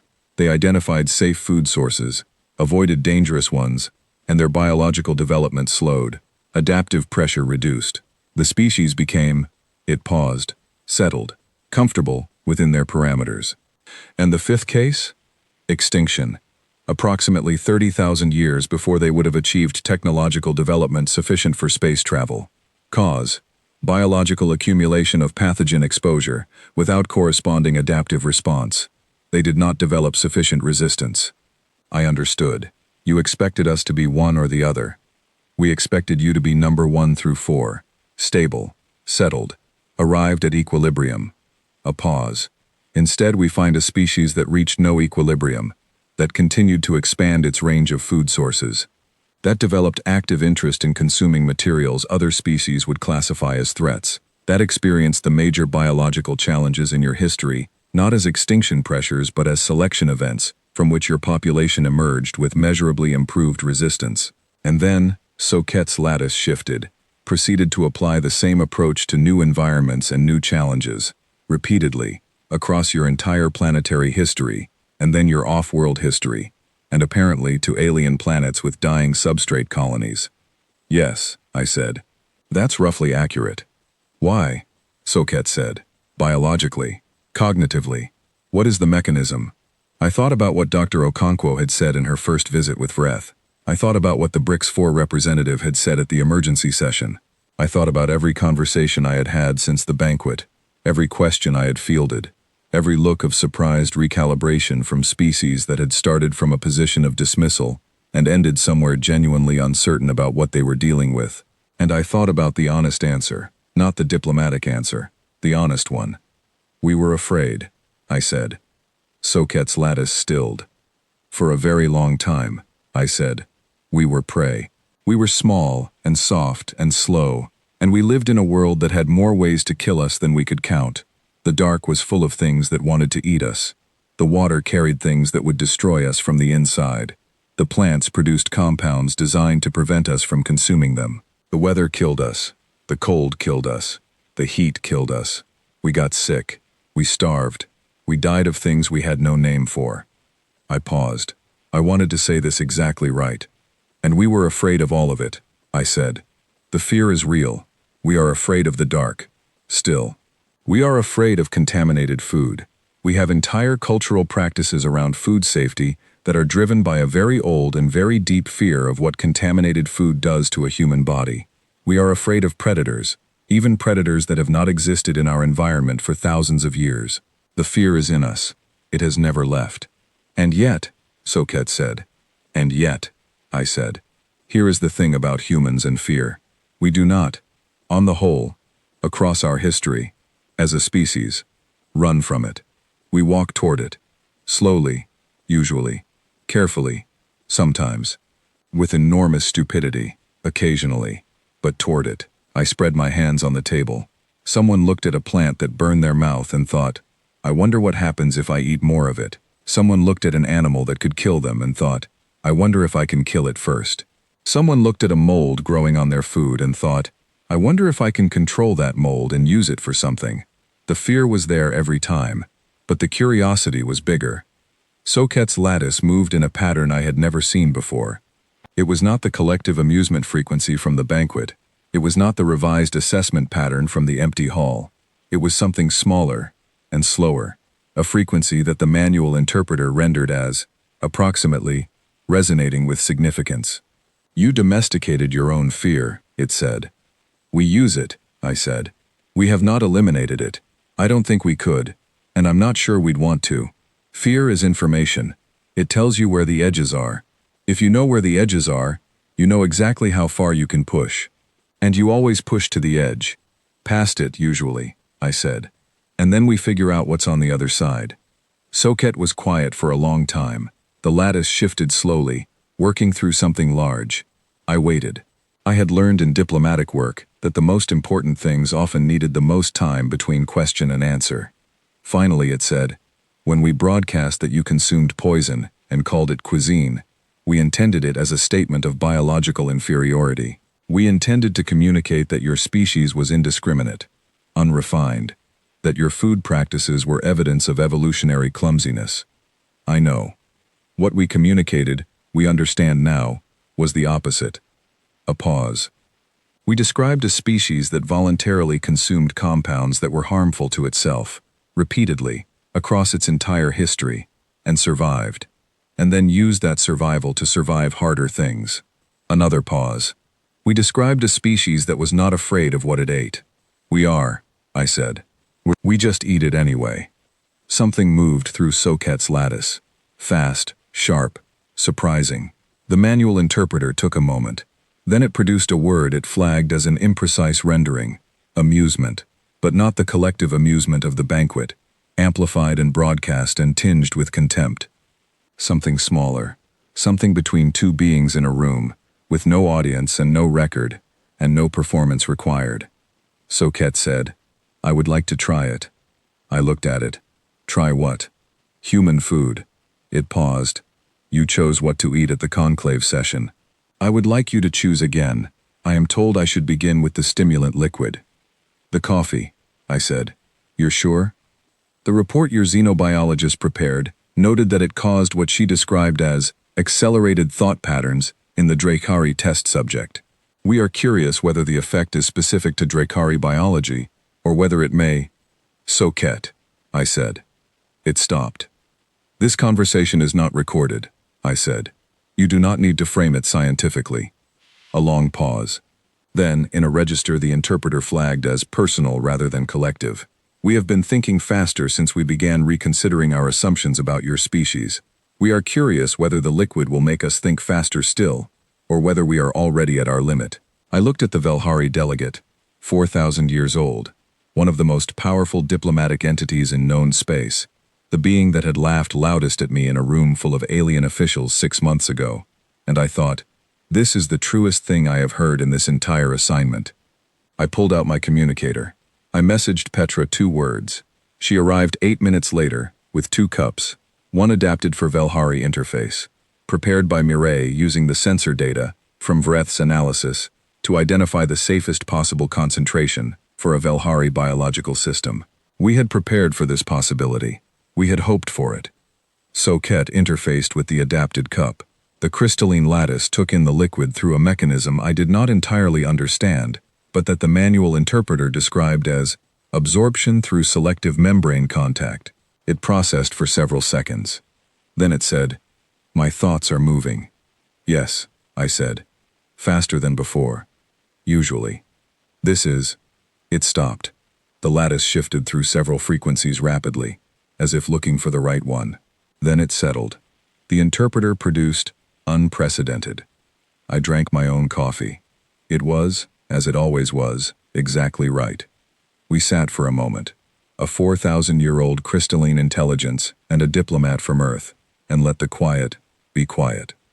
Then Soket said, "In our intelligence files, we have reviewed your species' military ration packs." "You have?" I said. "They contain capsaicin-based stimulant compounds, fermented protein concentrates, the neural stimulant liquid in powdered form. Your field soldiers consume these in active operational conditions." "They do," I said. "Combat rations have always been designed for sustained performance. We need a lot of energy, quickly, reliably. Food that has been fermented stores longer and is easier to consume under stress. Stimulants keep cognitive function sharp when the body is under pressure. Hot compounds, capsaicin, create a warming effect and a minor endorphin response that helps with pain management and morale. We have been optimizing field food for centuries." "Your field food," Soket said carefully, "would incapacitate a Velhari operative." "Probably," I said, "though I would not recommend testing that in the field." The lattice shifted in what I was now certain was genuine amusement. "We had begun to suspect," it said, "that we owe you an answer for the intelligence inquiry about your ration packs." "Probably," I said again, though we knew about the inquiry. A pause. "Yes, we supposed you did." We let that sit. Then I said, "Was that all, or was there more?" "One more question," Soket said. "Informal. Of course. At the conclave session, when we broadcast the mockery, you were aware that we had done it." It paused. "You did not retaliate. You did not protest. You went back to your quarters, and you filed no formal response for 6 days." "No." "Why not?" I put my coffee cup on the table. I looked at the Velhari delegate and thought about 6 months of patience and 4,000 years of history, and one morning that had started with a rib and hot sauce and a room full of alien officials who thought they were watching something small. "Because," I said, "you were going to understand eventually, and I thought it would be better if you arrived at the understanding yourself." Soket's lattice was very still. "You were not afraid of the mockery," it said. "I was not pleased by it," I said. "But afraid? No. Because you knew we would revise." "Because," I said, "I trusted the food to make the argument." I gathered myself to leave. At the door, I paused. There was something I had wanted to say since the empty hall after the conclave session, and this was the last informal meeting we were likely to have before the admission vote, and the channel had no record. There would not be a better moment. "Soket," I said. "Ambassador, in 4,000 years, has any species made you revise an assessment this completely?" The lattice was quiet for a long time. Then it said, "No." "Good," I said. I went back to my quarters. I sat at my desk. I pulled up the folder labeled "Things That Will Matter Later" and added the conversation to it. Not the words, not the content, just a date and a note. Soket, coffee, faster thoughts. Then I opened the admission vote schedule and looked at the date. 4 days. I made a list of everything I still needed to do, and then looked at it and realized I did not need to do any of it. The food had already made the argument. All I had to do was show up. The same hall, the same table, the same high, curved ceiling that caught the station's external starlight and distributed it through the room in precise architectural panels. The same 63 delegations, arranged in the same formal configuration, the same translators active, the same administrative machinery of the hegemony, running its slow and ancient procedural course. But the room was not the same. My name is Dr. Mireille Okonkwo, and I had been here 6 months ago, when a room full of alien delegates laughed at a diplomat eating a barbecue rib. I had been here 2 weeks ago, when those same delegates sat in emergency session and could not look at the BRICS 4 representative without remembering a session in which the word "selecting" had been used in a way that none of them had quite recovered from. I had been in the corridors and the conference rooms and the side bays and the maintenance frequency channels and the small private moments that diplomatic history does not usually record, and I had watched something move through the hegemony like a slow tide. Not fear, exactly. Not respect, exactly. Something that was the combining of both into a third thing for which the standard translator had no single word. Today was the formal induction vote, and by hegemony tradition, by a tradition that predated the hegemony's current membership by thousands of years, a tradition carried forward from the original charter because the founding species had believed, in whatever wisdom they had brought to their task, that the best way to make a coalition of different species real was to make them eat together.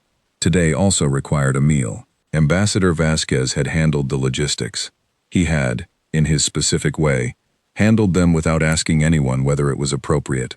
He had simply told Petra what was needed, and Petra had made it happen, and by the time I arrived in the hall that morning, the human catering station was already set up at one full end of the room, and the smell of it had reached the main diplomatic area, and nobody pretended they had not noticed. The other 63 delegations had brought their own foods. By hegemony protocol, the induction meal was a shared table. Every delegation contributed from their own culinary tradition. Around the long formal table, the foods of 63 species were arranged in a display of extraordinary diversity. The Solari had contributed a suspension of bioluminescent compounds in a pressurized liquid medium that glowed with slow color shifts. The Tholesi had brought a geometric arrangement of mineral tablets that were, apparently, consumed by the slow absorption of specific elemental compounds.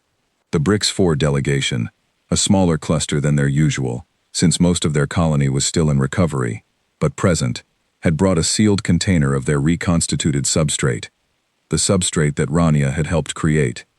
They had brought it as their contribution to the shared table, not a food they had always had, a food they now had because of what had happened 6 weeks ago, and because of a woman with a jar of fermented chili paste, and the specific quiet confidence of someone who knows that heat, and acid, and time can make almost anything edible. I stood at the human end of the table and watched the delegations settle into their positions, and I thought about all of it, all 6 months of it, and I felt something that I was not going to describe in a scientific report, but that was entirely real. Rania was at the cooking station.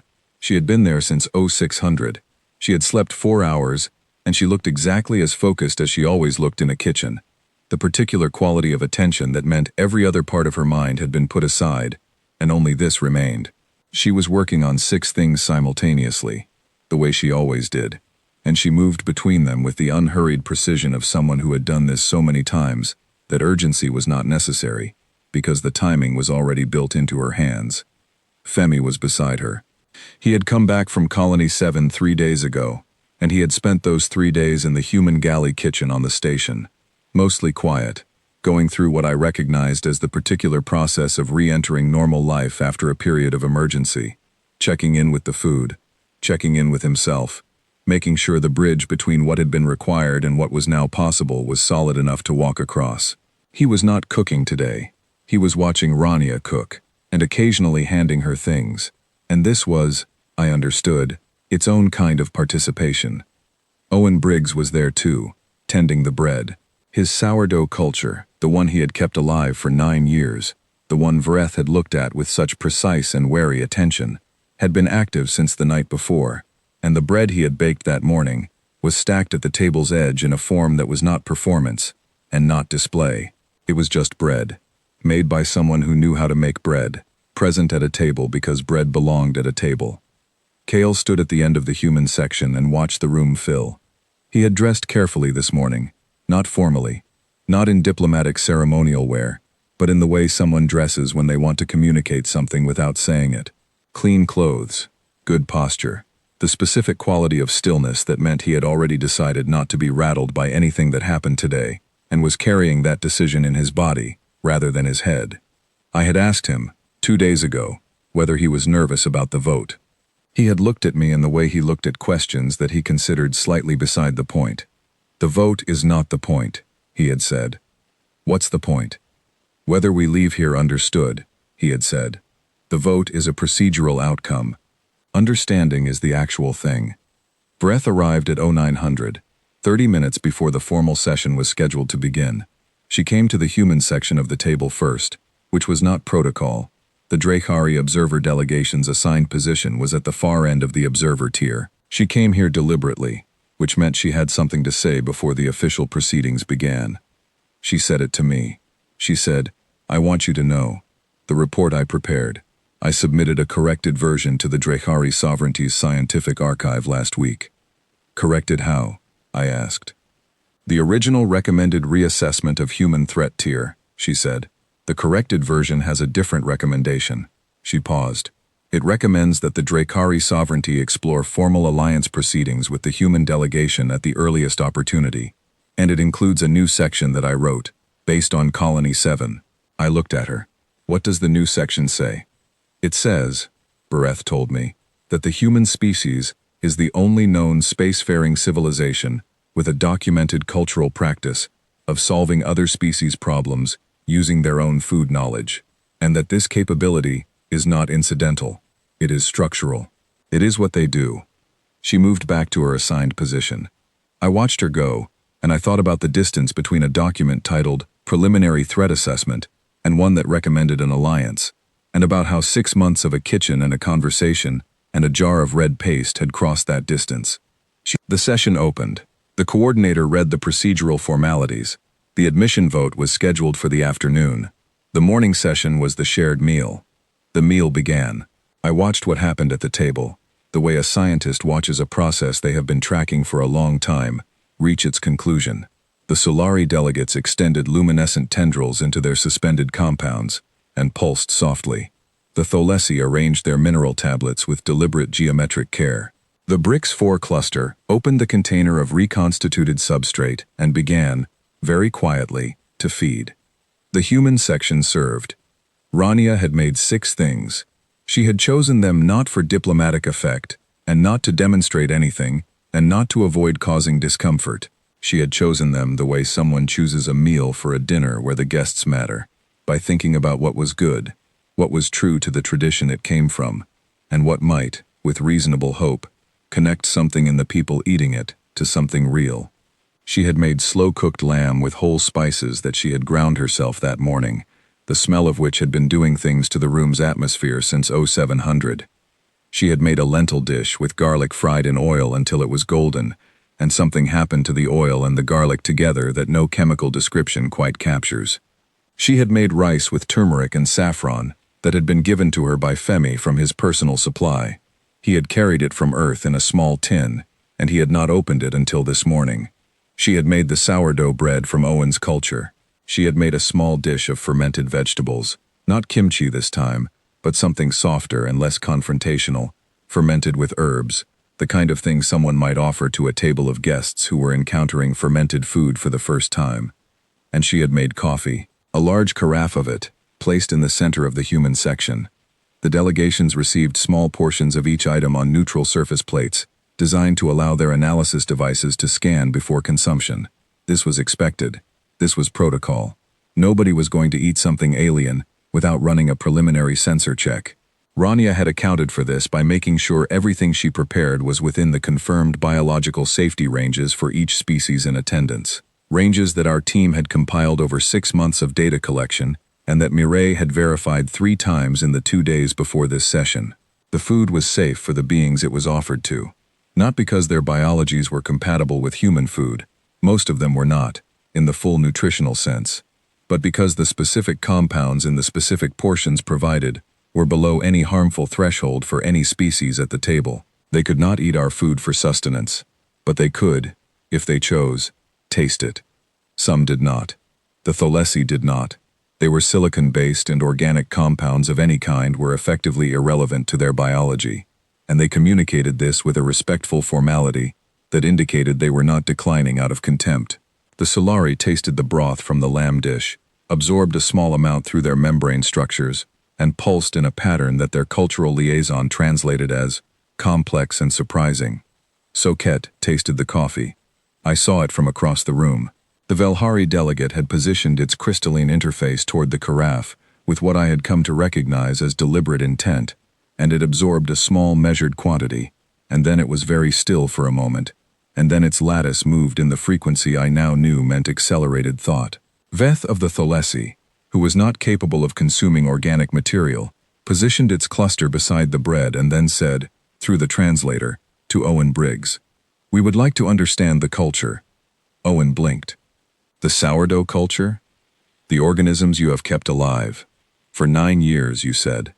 On the other world, and through the transit between worlds, and here." A pause. "You could have brought a recipe. You brought the living thing. We would like to understand why." Owen looked at the crock in his hands. He had brought it to the table, as he brought it everywhere, with the same casual care that meant it was simply always with him. He thought about how to answer. He was a biologist by training, but a baker by practice, and the two parts of him were always in conversation. He said, "Because a recipe tells you what to do.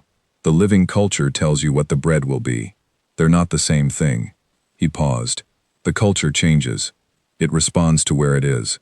The bread I make here, on this station, is not quite the same bread I made at home, because the culture has adapted to what's available here, to the atmosphere, to the temperature patterns. It's the same lineage, the same family of organisms, but it's become something that belongs to this place too." He held the crock out slightly, not offering it but showing it. "You can't have that from a recipe. You have to keep the thing alive." The Thalessi cluster was quiet. Then Veth said, "You travel with a living thing that changes to match where you are." "Yes," Owen said. "And you have done this for 9 years. Going on 10. And you consider it," the translator paused, "a family member." Owen looked at the crock. Then he looked at the Thalessi representative. "Look," he said, "I've had that culture longer than any relationship I've been in since my early 20s. So yes. Honestly, yes."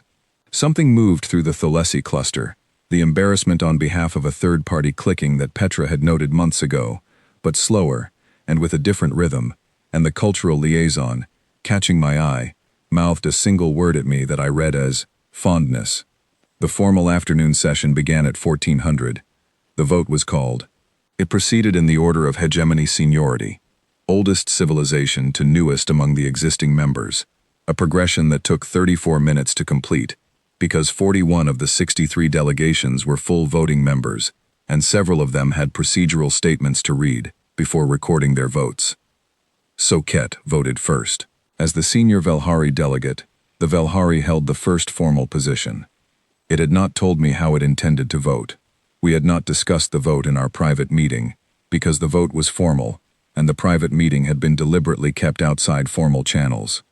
It said, "The Velhari delegation votes to admit the human species to full hegemony membership, with the formal notation that the Velhari delegation also wishes to acknowledge the significant mischaracterization of human biological practices in public communications issued by this delegation, which have since been retracted, and to formally record that the retraction was not made under protest or diplomatic pressure, but because the original characterization was incorrect."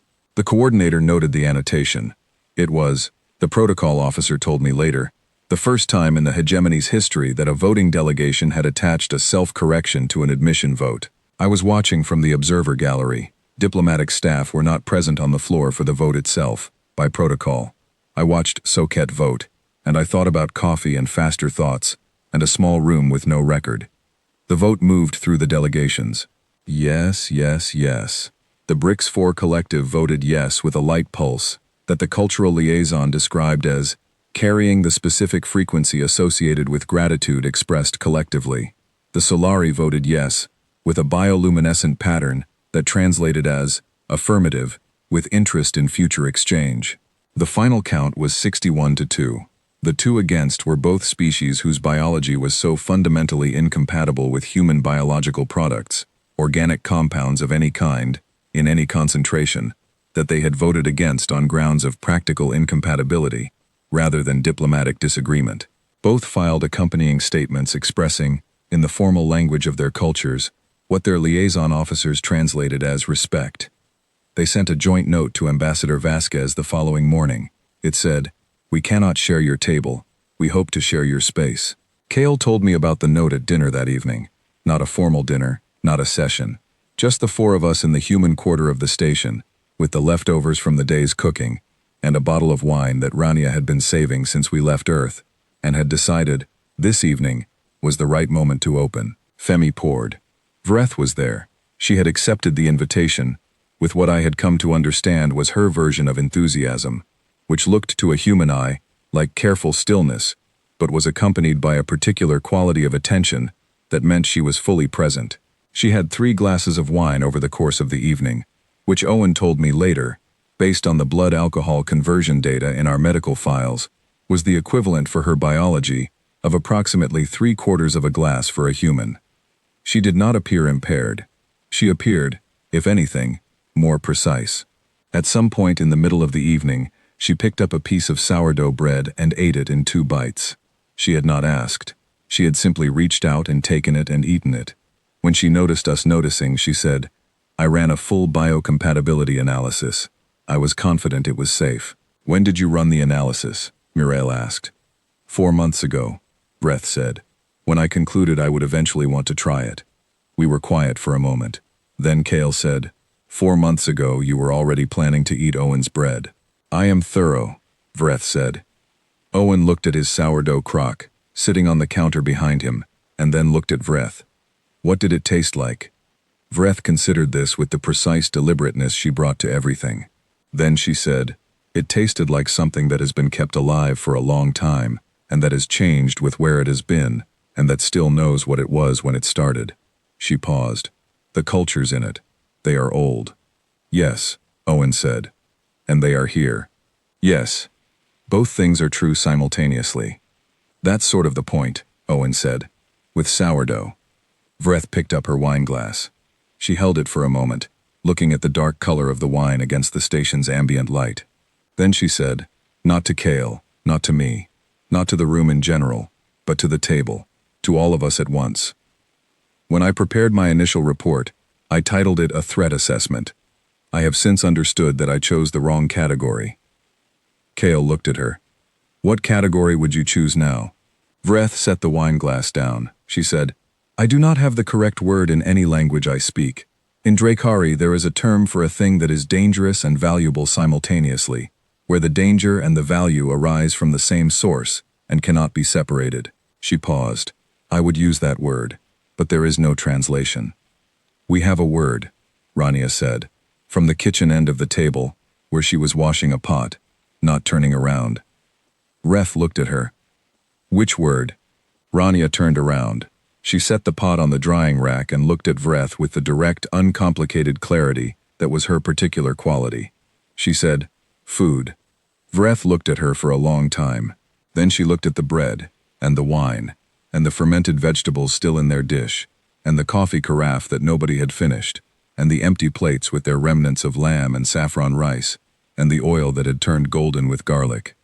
She said, "Yes." A pause. That word. The evening moved on. The wine finished. Femi and Owen cleaned up in the quiet way people clean a kitchen after a good meal, efficiently and without rush, putting things in their right places, the culture back on the counter, the pots on the rack, the leftover bread wrapped for tomorrow. Kale sat at the table with his last coffee, going through messages, the permanent work of diplomacy continuing past the formal occasions that mark it. I walked Vreth to the corridor. At the door, she stopped. She said, "I looked at the human section of the table today. Every dish. I ran the full analysis of every compound." "I know," I said. "I saw you." "Every item on that table," she said, "had at one point in your species' history been considered dangerous, or difficult, or outside the range of what could be safely consumed." She paused. "And your response, in every case, was to learn to eat it." "Yes," I said. "The galaxy mocked you for this," she said. "Yes." "That was a significant error." "Yes," I said. "But it was also, in its way, understandable. They looked at what we eat and saw something that should have harmed us. They could not have known that the reason it didn't harm us was the same reason we could be here at all, that every meal we have ever eaten is a document, a record of all the times we looked at something that the universe had designed to stop us and decided, not today." Vreth was quiet for a moment. Then she said, "Not today." "Not today," I said. She left. I stood in the corridor and listened to the station around me, the hum of machinery, the quiet of recycled air, the small distant sounds of 63 civilizations going about the business of existing in the same space. I went back inside. Kale looked up from his messages. "She all right?" he asked. "She has a lot to think about," I said. He looked at his coffee cup. "Most of us do." I sat back down at the table and poured the last of the wine. A very small amount, the bottle nearly empty, and I held it for a moment without drinking it. I thought about a banquet 6 months ago, and a room full of laughter, and a diplomat who kept chewing.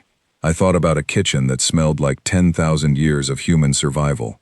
I thought about fermentation and fire, and the slow, relentless pressure of a species that never learned to stop being curious about what happened when you changed something. I thought about First Voice, and 40,000 organisms consuming a new substrate that tasted different, and was alive, and was theirs now. I thought about Owen's sourdough culture, 9 years old and present, adapted and unchanged, belonging to every place it had been. I thought about the red paste, and the faster thoughts, and the self-corrected vote, and the note from 2 species who could not share our table, but wanted to share our space. And I thought about a word in a language I didn't speak, for which there was no translation, for something dangerous and valuable, where the danger and the value could not be separated. Food. I drank the last of the wine. It tasted like something that had been kept for the right occasion, and had not had to wait as long as anyone expected. I put the glass down. We were still here. All of us, in our different ways, were still here. And tomorrow, as it had always been, and as it would always be, we would wake up hungry, and we would figure out what to make of what was in front of us. That was, when you took everything away, the whole of it. That was the story. That was the species. That was us.